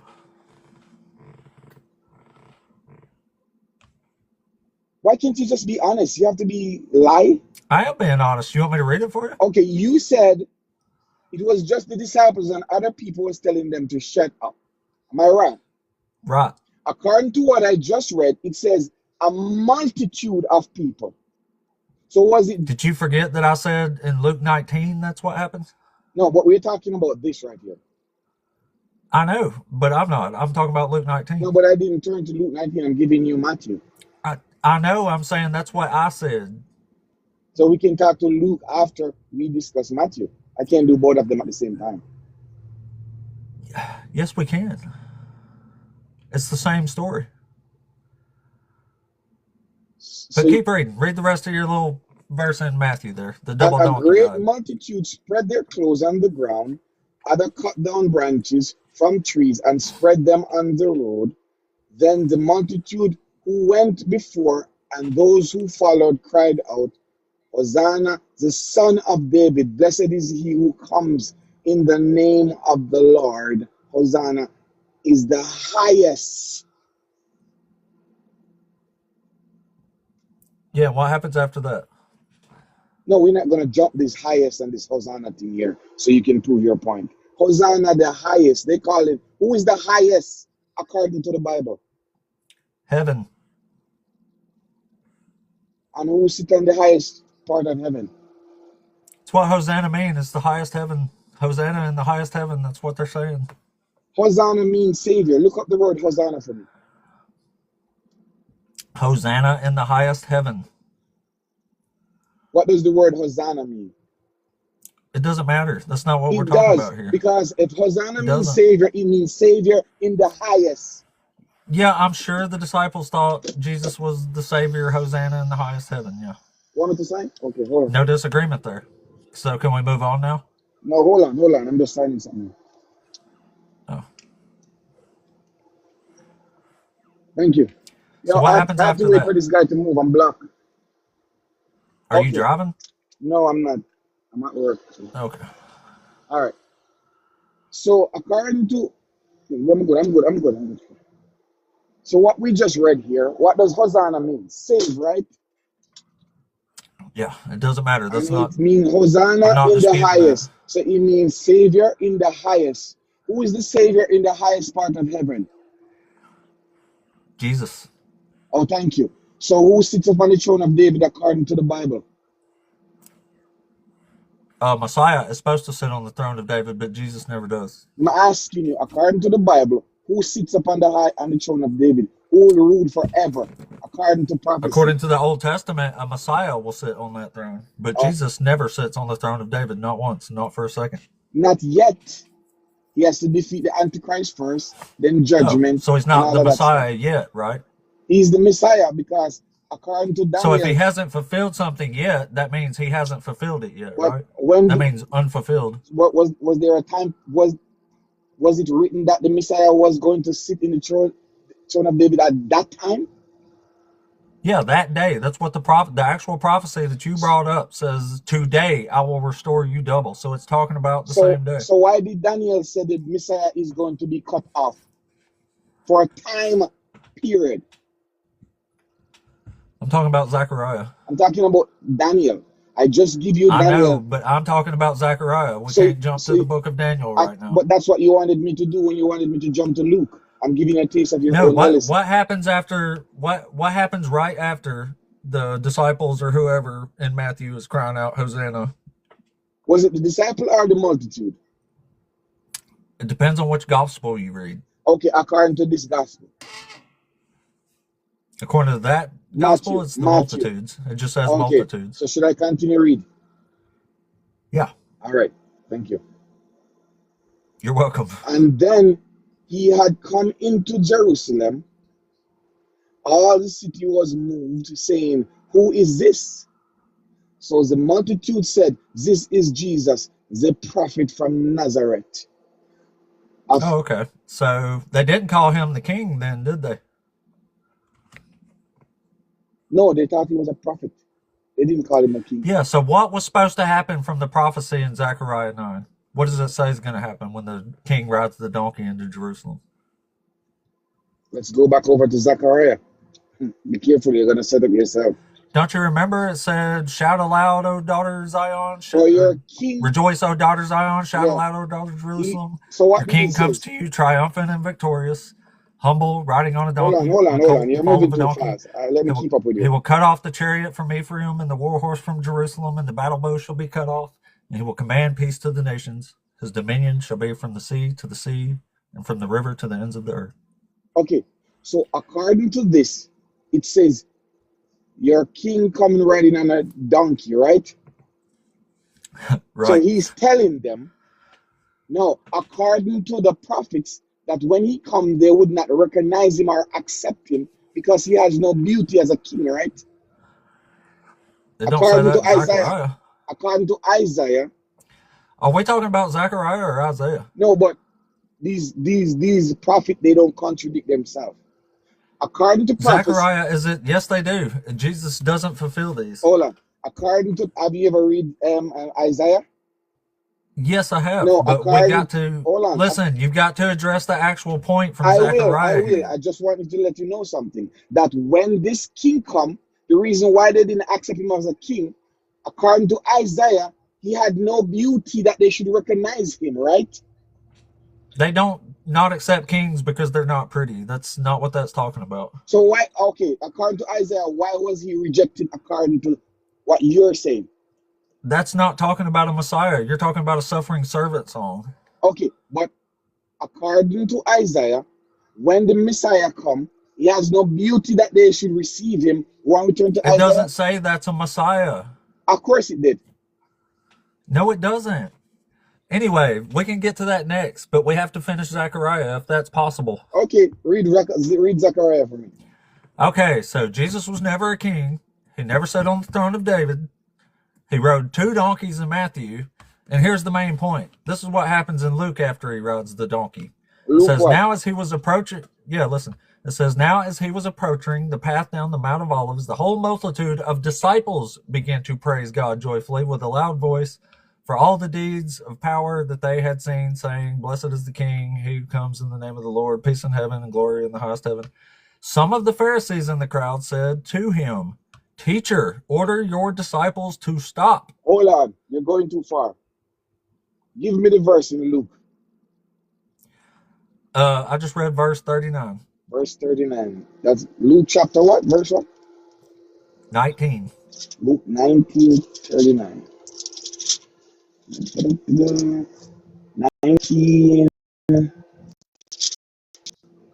19:39.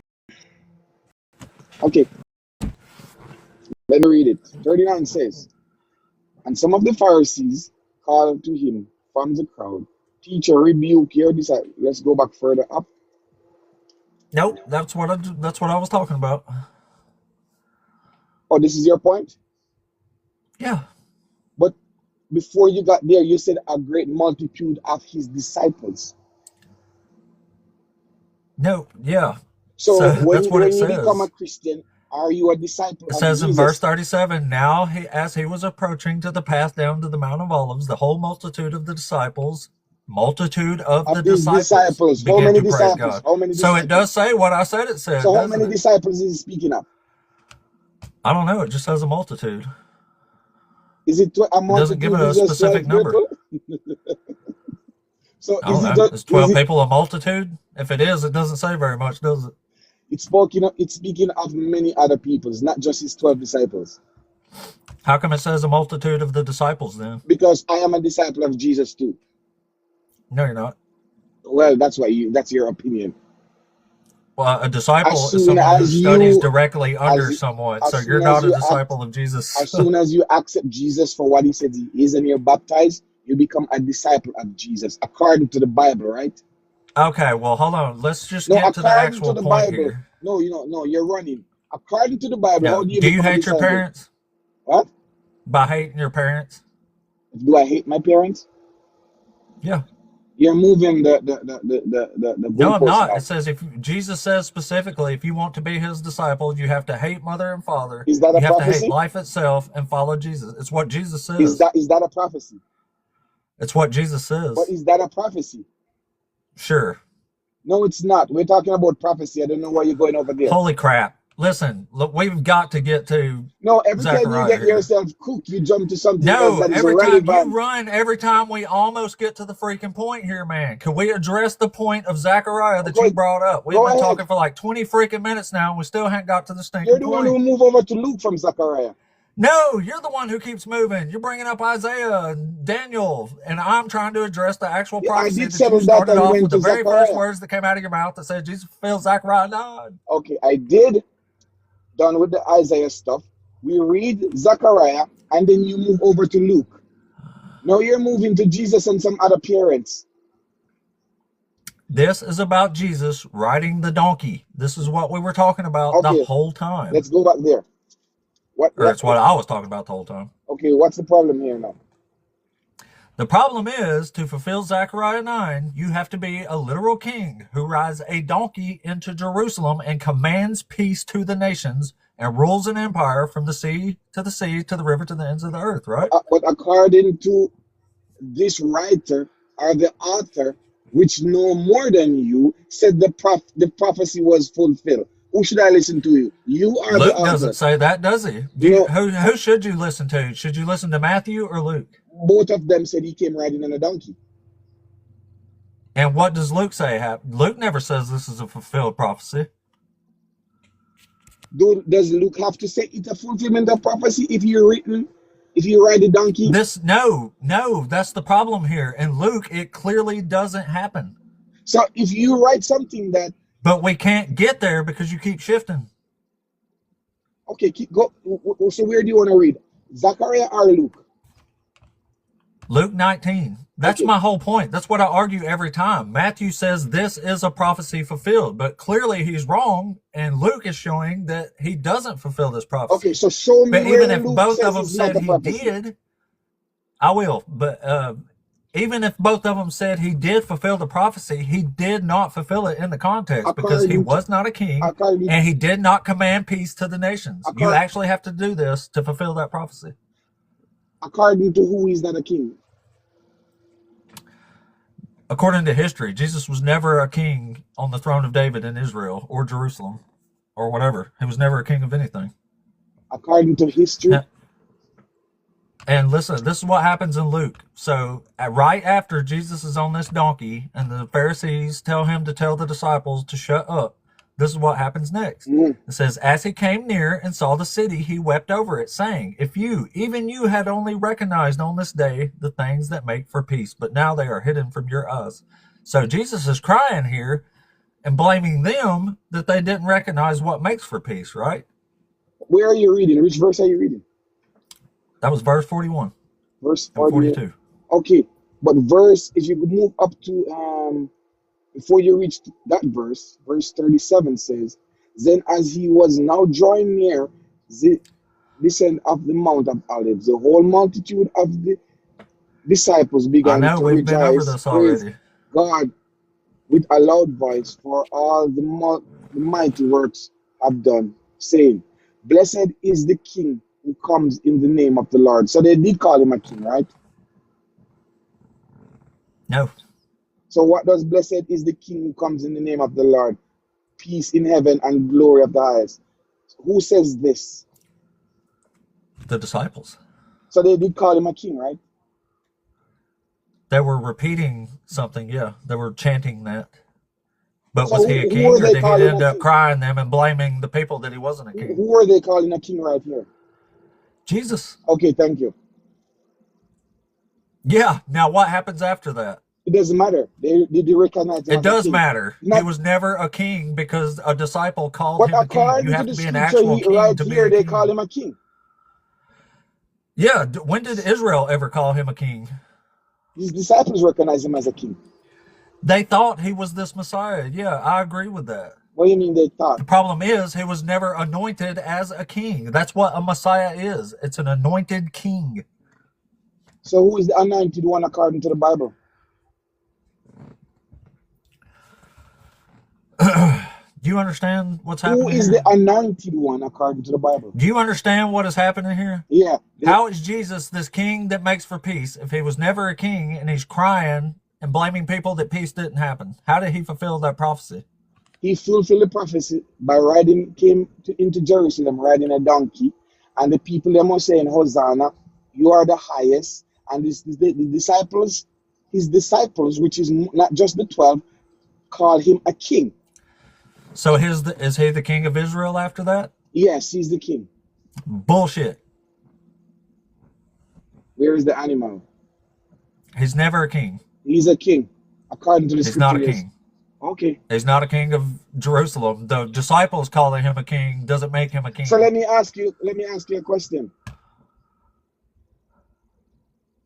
Where in prophecy, or where after that you heard of this somebody else fulfilling this prophecy? Nobody fulfills this prophecy. Except for this one person ride the donkey, right? Jesus certainly doesn't fulfill this prophecy. No, I'm There's asking more you. to the prophecy than riding a donkey. Any fool can ride a donkey. Yeah, but according to the Bibles, he will. According to the Bible, Jesus rode 2 donkeys in Matthew. Do you think that's true? Where does it say 2 donkeys? In Matthew, what you read. Where is the 2 donkeys? Here, I'll show you. Maybe one was tired and they have to ride another one. Nope. It says, saying to them, go into the village ahead of you, and immediately you will find a donkey tied and a colt with her. Untie them and bring them to me. There's 2 donkeys there. So usually, when you're traveling, you put your stuff on one animal and you ride the other. Nope. It says they brought the donkey and the colt and put their cloaks on them, and You- he sat you- on you- them. you- He's saying he's sitting on them. Okay. The donkeys. He is sitting on them. He's riding 2 fucking donkeys. It's the greatest story in the whole Bible. How can How you he ride rode 2 2 donkeys at the donkeys. same time? You sound ridiculous. He can't. That's why. That's the Bible sounds ridiculous. Where did you read that again? I sound Okay. ridiculous. Where did you read that? I You're didn't sitting say on Jesus two- rode 2 Hold on. donkeys. The Bible did. It's Is that in Matthew that Matthew sounds you were ridiculous. sitting Not on me, 2 bro. donkeys? I hate to tell you. Hold on. Huh? Let me see the 2 donkey stuff. Where is that? Where is that? It says the disciples went and did as Jesus had directed them, and they brought That's the in donkey Matthew, right? and her colt and put their cloaks on them, and he sat on them. Yeah, that's in Matthew 21. Matthew 21. Did you miss that part? Hold on. Because that's where the conversation is now. Yeah, I guess so. When Matthew 21. I lost it. Right.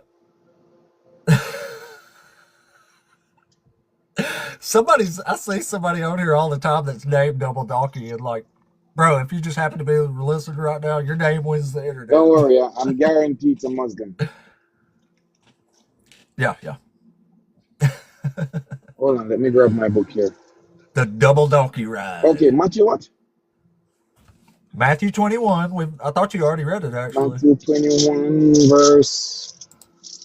Okay, Matthew 21 verse what? Verse 2 and verse 7. Verse 2. Now when they had drawn near to Jerusalem and come to the Mount of Olives, then Jesus sent 2 disciples, saying to them, go into the village opposite to you, and immediately you will find a donkey tied and a coin, C-O-U, with her, Oh, quote, with and the her, colt, too. with her. Yeah.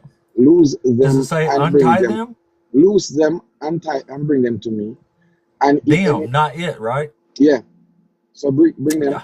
Okay. And if Now read anyone verse 7. and if anyone says to you, you shall say, the Lord need them, and immediately will send them. All this was done Yep. that it might be fulfilled. Okay. Then where does he say the two So donkeys? there's a them, not a he. Okay, In so verse we're 7. okay, verse 7. Then bought the donkey and the coin, led their clothes on them. You see what I told you? Led their clothes on them and set him on them. So I told you, back in those days, you put your clothes on one animal. I even said that before you even read it. Okay, Is there let's two continue. donkeys there or not? Of course it's two, but it doesn't say he was riding two Yeah. donkeys. Yes, it does. It says he And sat on then, them. hold on, lonely and sit on. Verse 7. Let the clothes on.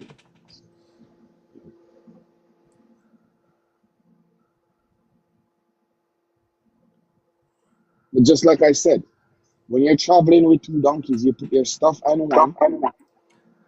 Reset, are you there? Yeah, I'm here. Can you hear me?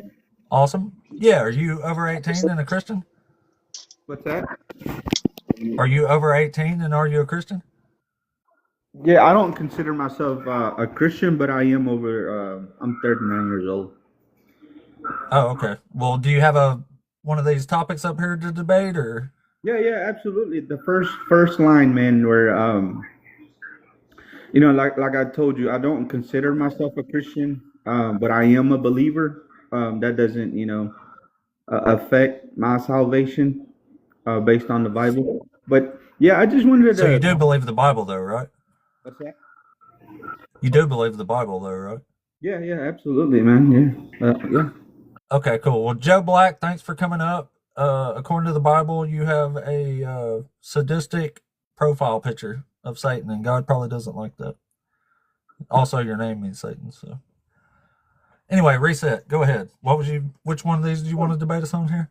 So yeah, I just wanted to point out something that you said that you were a former Christian, and so Yeah. well, I see a lot of people, man, doing this, and the problem with this is that the way I look at it, and don't get me wrong, but I don't believe you were a Christian. You were just a simple. You're not even a Christian. You were not a Christian. You were a believer.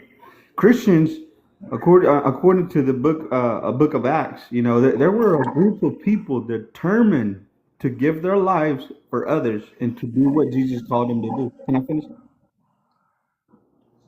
Right? And so these people were totally determined, never turning back. And so they called them Christians because they were following the steps of Christ, the lifestyle that Jesus set the example. And a lot of people call themselves Christians. But that's not actually a debate topic, right? What is it? It says debate a former Christian. 1, God is unjust. Do you notice where the 1 starts there for the topics? Right, but the first thing is that you were not a Christian, though. Yes, I was. No, you were not. You were a believer, not a Christian. Christians never turn back, man. This is just a no true Scotsman's fallacy, man. It's you're arguing a fallacy. It's not going to get us anywhere, and it's not even a topic. So. Well, yeah, that's the thing. That's just it doesn't make sense because you were never a Christian. So how would you? Yes, I was. You can say that. It doesn't change the fact, though. Anyways, I just wanted to point that out, man, because a lot of people say that, and it's just not true. Christians. Yeah, it comes up all the time. That's why I leave it up there because it makes Christians cry. I don't know about crying, but yeah, I mean, That's what it sounds like. Shows the hypocrisy of some people calling themselves Christians where they never walk like Christ or never live their life like Christ. Yeah, and it's called a fallacy not to tell people that they were the real Christians or real Christians to begin with. So you're just arguing a fallacy all the way around. Yeah, it's just like I said. Anyways, yeah, I mean, I know that there's only one God. Jesus is God. Jesus fulfills all the prophecies. Yeah. Okay, can you show us one of the prophecies he fulfills? allowed slavery. Yeah, and if you believe that God is uh, uh, like the devil or worse than the devil, then yeah, I understand, man. I know that the way the Bible comes about, it does make look God looks bad, but at the end of the day, I mean, He is the Almighty, all Creator. He gave life. He can take it away. I mean, who are we to judge Him? We're trying to understand everything. We're the same as Abraham, baby. Huh? We're the same as Abraham. What is that? Abraham held God to a standard of justice in Genesis 18. Ain't that right, Dr. Josh? Yeah, I mean, I wouldn't know that because I wasn't a real Christian, but yeah, that's what I've heard. Yeah, I mean, a lot of people question God, but I mean, who are we to question God? He's the one who created everything. We're humans, like Abraham, right? Yeah, but we're in a fallen world, though. We're not in a perfect world. I mean, if we were, Was Abraham in a fallen world? what's that? Was Abraham in a fallen world? Yeah, of course, man. He was. Well, if Abraham was in a fallen world and Abraham is a human, we're also humans and we live in a fallen world, so we can still hold God to a standard of justice. No, we can't because we're in a fallen world. We can't. We're talking about fallen world. If we lived in the perfect world that He meant to create at the first, in the beginning, if we lived in that world, we wouldn't even have to go through all of this. But So are you suggesting that we should sit here and condemn Abraham's actions in Genesis 18 condemn, and ask Abraham, who are you to question God? right? Because Abraham was talking from a world, from a fallen world. I mean, he was already Right, so Abraham did the wrong thing then. Of course, he was a man. He Yeah, okay. So do you know what story we're talking about in Genesis 18? Yes, of course. Tell us. What do you want me to tell you about Abraham? What I want you to tell me the story that we're talking about in Genesis 18. All right, and then what is it that you want me to tell you? Well, I mean, look it up real quick, right? While you're stalling, I mean, because a real Christian would know this. I think a real Christian would you're know. you're just a believer. I told you I'm a believer. I didn't say I'm a I know you're not a real Christian. So that's why you don't know what the story is in Genesis 18, though you're fronting like you do. Oh, so Only real Christians have real discernments, man. so the man on the cross that got saved. When Yeah. Don't dodge. What's the story in Genesis 18? He didn't need to be. Yeah, don't dodge. What's the story in Genesis 18? Yeah, I see. You can't go against that because he was saved. Yeah, that's right. Because you don't know the story in Genesis 18. Is that right? He didn't need to be a Christian to be saved. Yeah. Saved right there and there. Say, here's how this works. Say, guys, sorry. I was feigning that I knew what the story was that you were referring to so that I could sound super smart because I accused Abe of not being a real Christian. But I don't actually know what the story is you're talking about, so I apologize. Try that. Well, if it makes you feel better, I mean, that's fine. I just want you to be a good Christian person. I'm trying to help you, brother. Yeah, liars go to lakes of fires. You just like to repeat yourself. I said I'm not a Christian. No, you said I wasn't a Christian. That's what he said. I said you're not a Christian. You never were a Christian. Yeah, I know. What? All right, so why did Abraham hold God to a standard of justice in Genesis 18? Why are you asking? I mean, like I said, man, about a man. Because you said we can't judge God, and we're showing you where humans in a fallen world can judge God, because it's refuting what you just said. You cannot ask God anything if you're talking from a fallen world. You can't. Right, Okay, so then you have to say, Abraham. That's right, you have to condemn Abraham's actions. Why would I do that if I know that Abraham was a sinner and also a man that makes mistakes? Are you well? Like, do you have a cold and it's like tough to think clearly right now? If that makes you feel better, man, you can say that. It's okay. It doesn't hurt. No hard feelings here. I mean, I don't asking a question. I don't know how that's me saying something, but so the Well, story in Genesis 18 to help you out here. The story in Genesis 18 is pre God going down to Sodom and Gomorrah. Now, does it ring a bell? So God is going down, and Abraham says, when he finds out that God's going to go down there and wipe out Sodom and Gomorrah, Abraham's like, damn, Lot's down there. So God, you being a good and just God, certainly you won't sweep away the righteous with the wicked. Surely, he says, the judge of all the earth will do what is right. You remember that story? go ahead. Keep going. I'm just Do, listening. Go ahead. do you remember it? I know you're listening, but I want you to answer my question. Do you remember the story? I'm listening, man. Go ahead. So you don't remember the story? You do? Dude, come on, man. Really? That's just a dumb question. Do you know the story? Do I need to go into more detail? Do you remember it? Do you not Well, remember it? So how is that gonna help you when I'm telling you that Abraham was a sinner and he shouldn't question God? Right. So that's what God said to him, right? God said, "Who are you to question me?" Right? Yeah. Yeah. Yeah. No, he didn't say that. no, I was trying to tell you.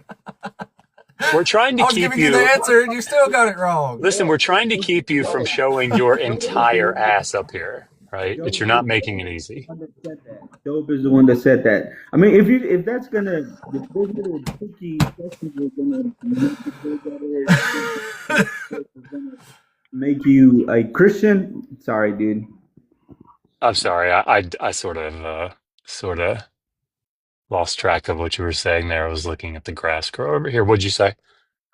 I said if those little tricky questions are gonna help Those you. little tricky questions about the story that you said that you know. Yep. Yep. Okay, so it was. Are you slamming Mucinex right now? Job was the one that said that told God or God told Job, "Who are you to ask?" Who are you talking about?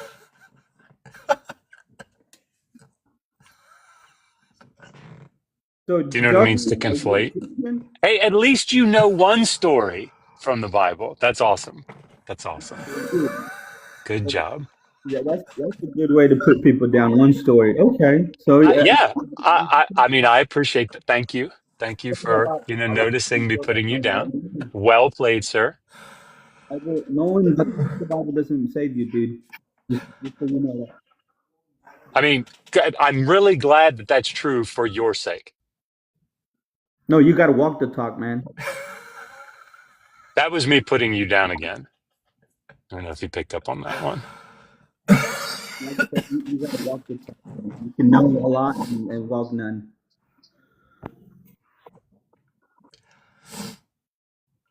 So, anyways, yeah, I just wanted to come up and say you were never a Christian. Stop saying that. Yeah, tuck, sir, tuck tail and run. Best thing for you right now. Tuck tail and run. Just stop lying to people, man. Stop. What's that? You were never What's that? People, man. No, say it again. Say it again. You were never a Christian. Oh, Stop lying, man. well, it hurts me. It hurts me that you think that. No, I'm not trying to hurt you. I'm just being honest. I know. I know the truth hurts, but it is what it is. It really does. It's going to be difficult for you, given that you don't know the text to know what the truth is. But I'm in denial right now. I just can't even accept it.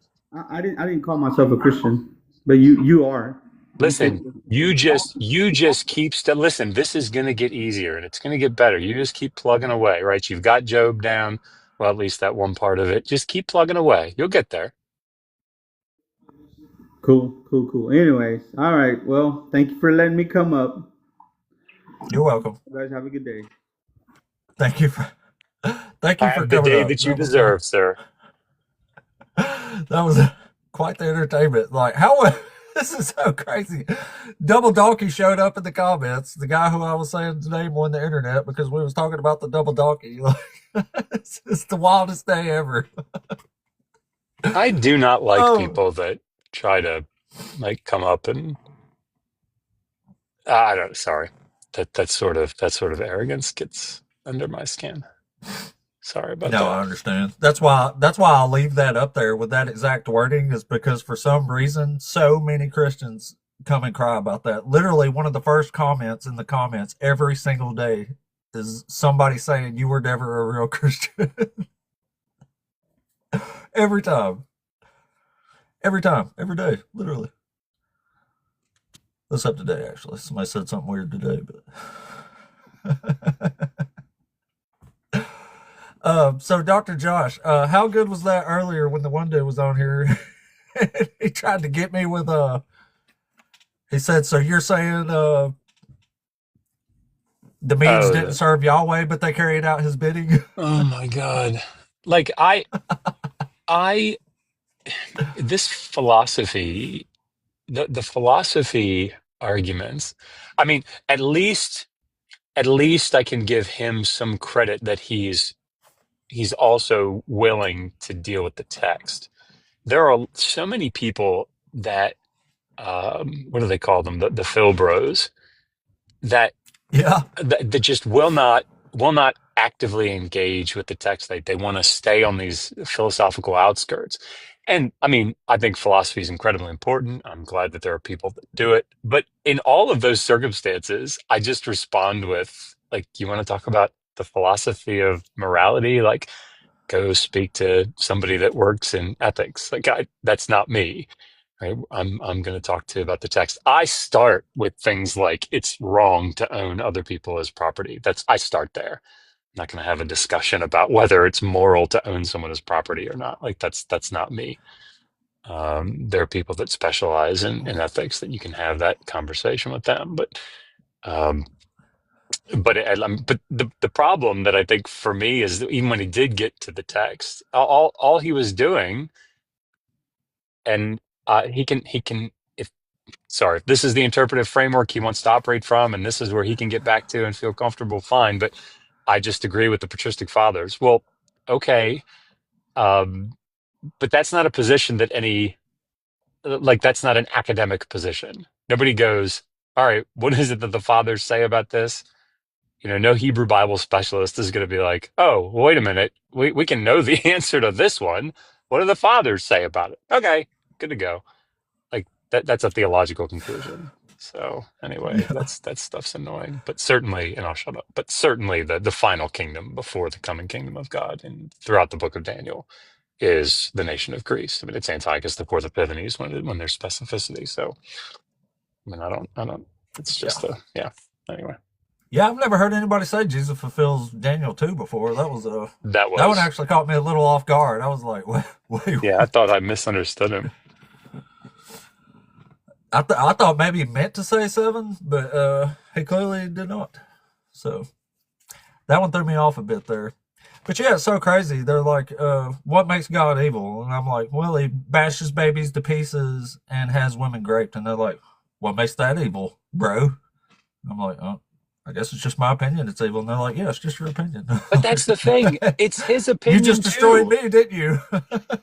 Like that's where if I do engage with it in any way, I'll just ask. I mean, like I'm happy to go with your standard, right? If your standard is that owning other people is wrong or bashing their heads is wrong, let's go with that. Let's go. Do you think that it is, right? But that's where I think it's at that point I think it's a dishonest debate tactic. Yeah, that's where it's kind of BS starts rolling in. Because, like, I love philosophy. I love reading, like, Socrates and Plato's okay. I still love Plato, I guess. Aristotle, those are all great. But I never looked at that as, like, ways to prove things. You know what I mean? Like, they're not for proving something. They're for, like, how to live a good life and try to understand nature, critical thinking, and stuff like that. That's all philosophy is. It's not an argument that's going to prove you right or wrong, necessarily. Sorry, I had to wipe my nose again.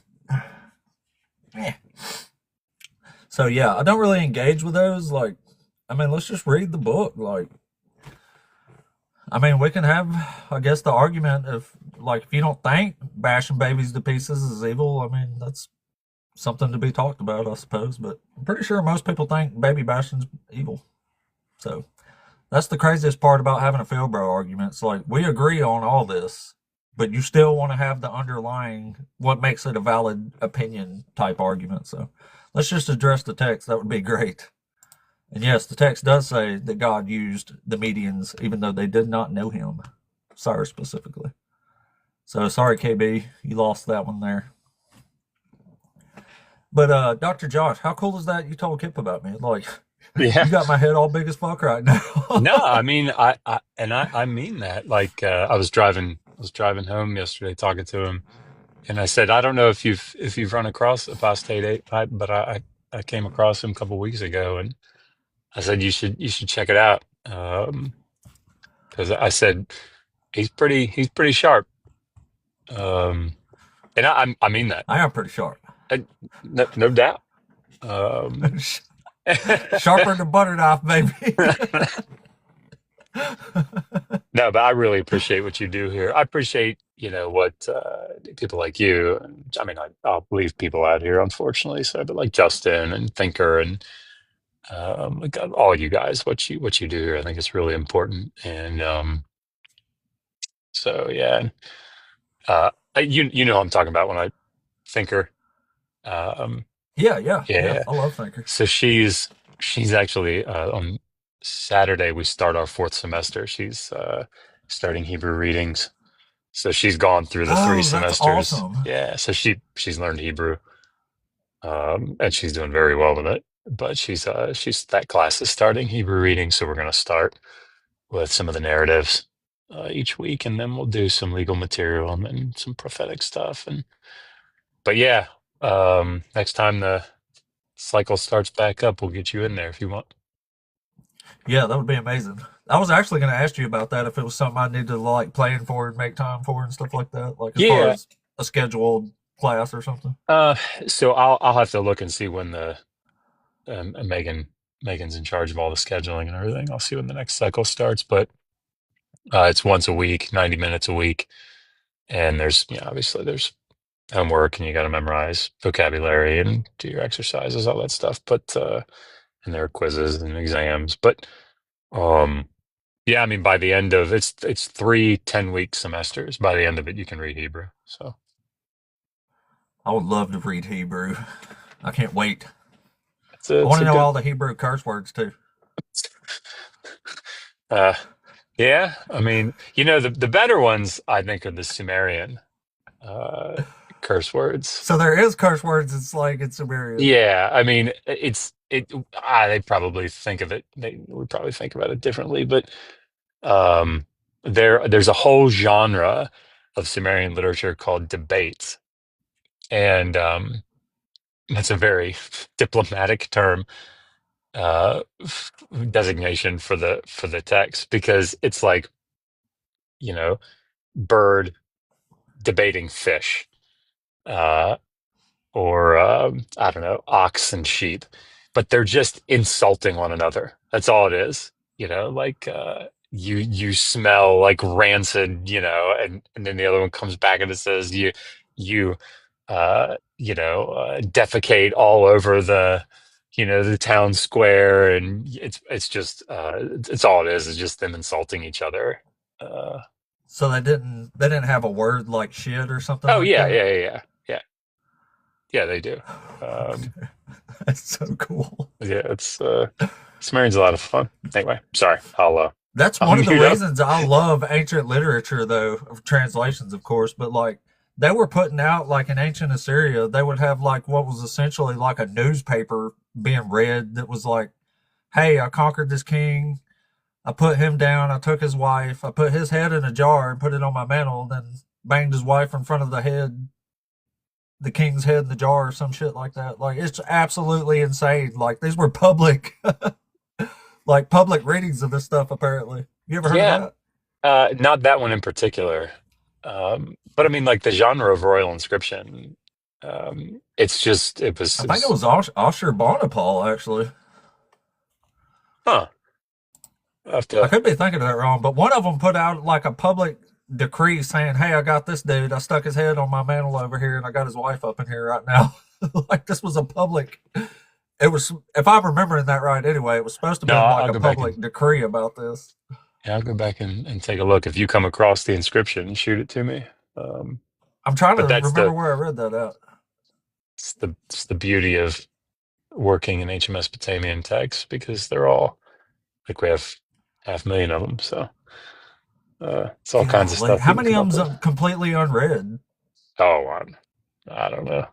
I mean, my dissertation was cuneiform tablets from the city of Kish, and I think my corpus was about 90 fragments, and I most of them had not been worked through, um, and some had to varying degrees. So, yeah, I mean, and that's not uncommon at all. Do you follow Erwin Finkel? Oh, Irving Finkel. Yeah, I mean, Yeah, he's obviously fucking brilliant, and he's going to be on our yeah, channel. he I is. think um, Megan's reached out to him. I don't know if she's scheduled him yet, but Y'all better get him quick. He's looking really, really old. oh, he's that guy is just he's a gem, just an Yeah, absolute I gem. love his channels, man. I love, love, love his stuff. But I was gonna say, I could just imagine being him, however long ago it was, reading the tablet, and it's like the flood story thing comes up again, and he's the first one that's read this in however long, thousands of years. Like, what can be in somebody's head when you're reading something like that, and it dawns on you what you're actually holding in your hand, like the importance And then of a story watching it like that. Like, leave, like that's the worst part of it, right? Is like watching it.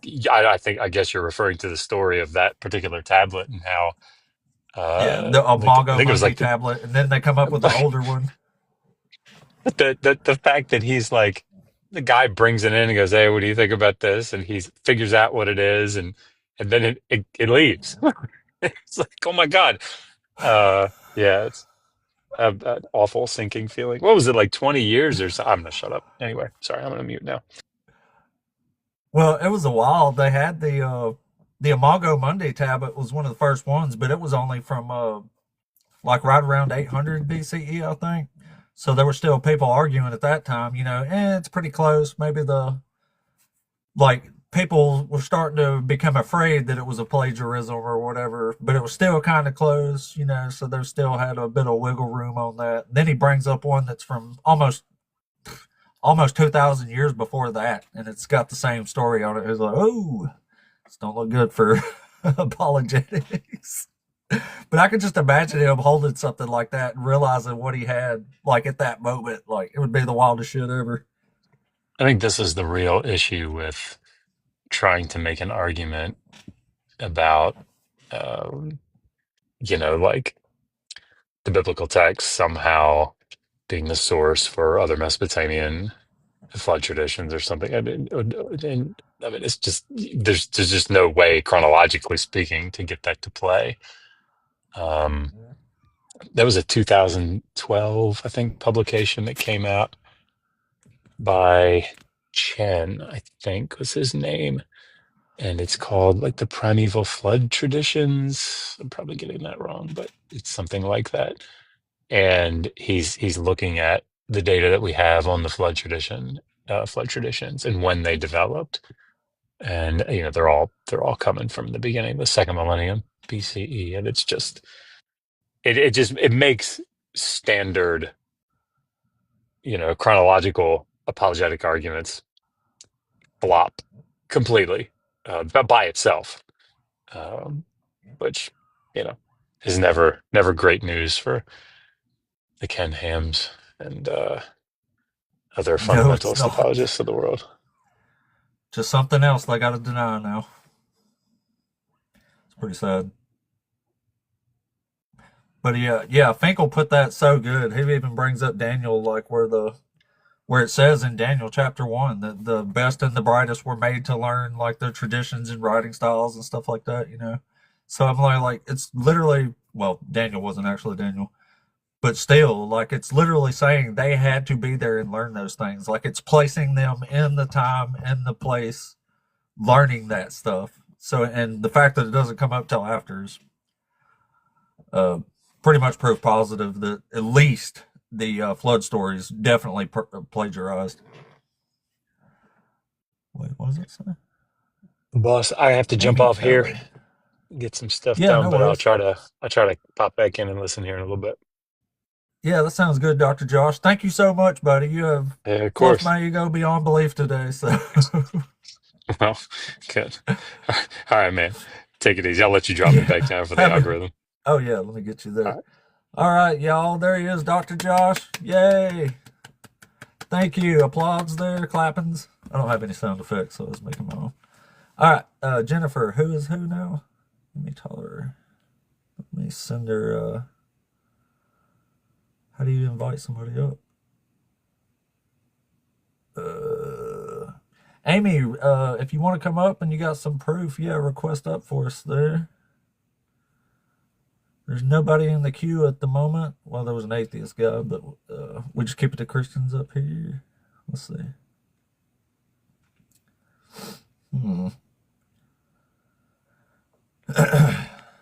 You get into a cussing battle in Sumerian. That would be hilarious. A curse battle.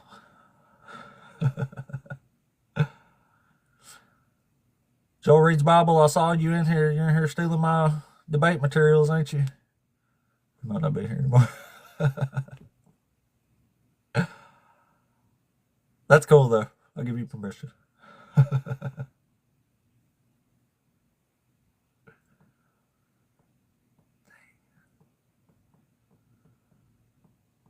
Oh, dang. It wasn't in here. I thought it was. That'd be funny, though, if it was. Anyway. Yeah, Amy, request up if you got some proof, and I'll bring you on up. We would all love to see it, I think. And I have blasted my goal of 1,700 followers today, so it's pretty awesome. Anyway, we'll give it a minute there. There's nobody in the queue to debate, so we'll give it a second and see what happens. If not, I'm getting kind of close to my off time today anyway, so. Man, what a good episode today, though. What a freaking day. What a day. How amazing. Oh, well, yeah, true. We'll see, though. Maybe. Or not. I guess you don't want to request it. That's all right, though. Ain't gonna make nobody do it if they don't want to.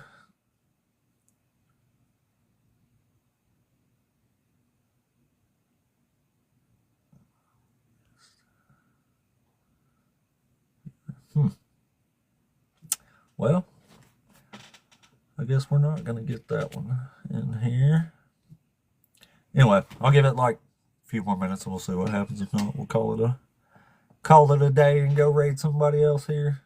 I still got a minute though. I could talk to somebody, but I don't know. Today's been so good. I'm not even.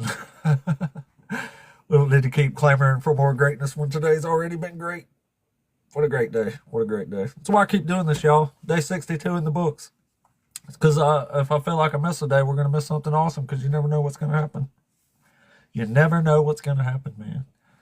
I listened to Paintbeard sing an awesome song this morning. Then he actually just pops up for the first time ever right after I listened to his awesome song. And I get to tell him it was awesome. How cool is that? We got our best friend, Dr. Josh, in today, bragging on us. He's blowing our ego up to ridiculous proportions here. Hey, that would be awesome, Jennifer. That would be awesome. Just got to decide a really good Sumerian curse word. That would be awesome. You do a whole little saying like Sumerian word for fuck and then Trump or some shit. How cool would that be? And yes, thank you so much, Ashley. I appreciate that. And the 8 will be learning Hebrew this year. How cool is that? Man, I feel like I'm really going to do some cooking up in here when I know some Hebrew, because it comes up all the time. The actual word in Hebrew. where we at here? All right. So this was day number 62 in the books. It was awesome. God, it was awesome. Like the KV Crusader dude, like I think I followed that guy actually. So it's pretty awesome that he came up, even though the conversation didn't go that great. Like, I feel like he got cooked on the actual Bible points here. Like, I'm not great at arguing philosophy stuff. I don't know big terms, and even the ones that I do know, when somebody actually asks me, they go straight out of my fucking head and make me look like an idiot, so I don't even try it. But we got him, though. What a fun point we got to make about the Medes. Like, that never comes up. Like, this is the first time I've ever got to make that, so I'm pretty fucking tickled. Just in case you missed it, it was the part where he was calling me stupid because I was saying, because I read the Bible that says the Medes conquered them, and it said it's hyperbolic because they don't know Yahweh, they don't serve Yahweh. I'm like, no shit. Just read right here in verse 4 of Isaiah chapter 45. For the sake of my servant Jacob and Israel, my chosen, I call you by name. I give you a title, though you did not know me. Like, it literally says it twice. In verse 5, it says the same thing. It says, I arm you, though you do not know me. He's literally saying that he's still using them, even though they don't know him. So how cool of a point is that to get to win on? It's never happened before, so that's pretty awesome.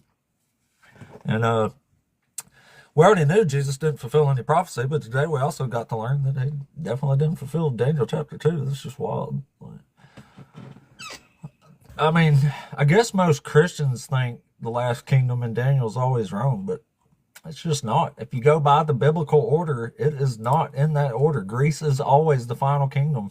Like, and it says it because media counts as a kingdom, and we just read it. Like, it's in Isaiah 13, it's in Jeremiah 51. They say the Medes will conquer Babylon, which is actually, I don't know, I guess it gets a little complicated, but that's got to be kind of historically accurate for real, because there's other ancient historians that put them in the same order. There'd be Assyria, Mede, Persia, and then Greece. Trying to think of some. Xenophon puts that order. There's a few for sure. But anyway, guys, check out my YouTube channel. It's actually going pretty good lately for some reason, but it's also Apostate Ape. I put all these replays up on there. So if you're just catching me today and you're so sad that you didn't get to see enough, just check out my YouTube channel, man. I put all the replays on there. It has been an awesome freaking day. And now I have to go to work like a peasant and do peasant shit. You know, working and stuff. But let's see where we ended up today. So I made over $9 on this live. In 2.5 hours, well over 2,000 people have came through. I got 14 new followers. The channel's exploding, guys, and it's all because y'all are fucking awesome. No comment. Thank you, buddy. Thank all y'all. Like, we need the Christians too, y'all. So we got to encourage them to come up here so we can talk to them. We got to be somewhat nice. But yeah, but well, clearly wasn't one.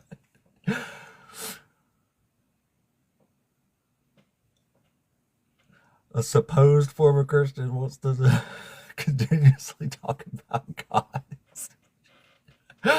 Oh man, that's so funny. Y'all think that's some kind of gotcha. That's hilarious. Y'all are so funny. That's why I do this, for all the laughs. Man, we've had a lot of laughs today. Anyway, guys, thank y'all so much. I'm logging off now. Outrageous, what's up, dog? Where have you been, man? I haven't seen you around. Outrageous Atheist is my favorite live to watch, but I haven't seen him for a minute. But anyway, guys, we're bringing it to a close right now. I do talk about God all the time, every day, and how he don't exist, and how if he did exist, he's a big giant piece of shit of a God that nobody should ever worship. No worries, dog, no worries. Yeah, Hutchins, that's what I say. So, congratulations, buddy. Have your laugh there. We'll laugh with you.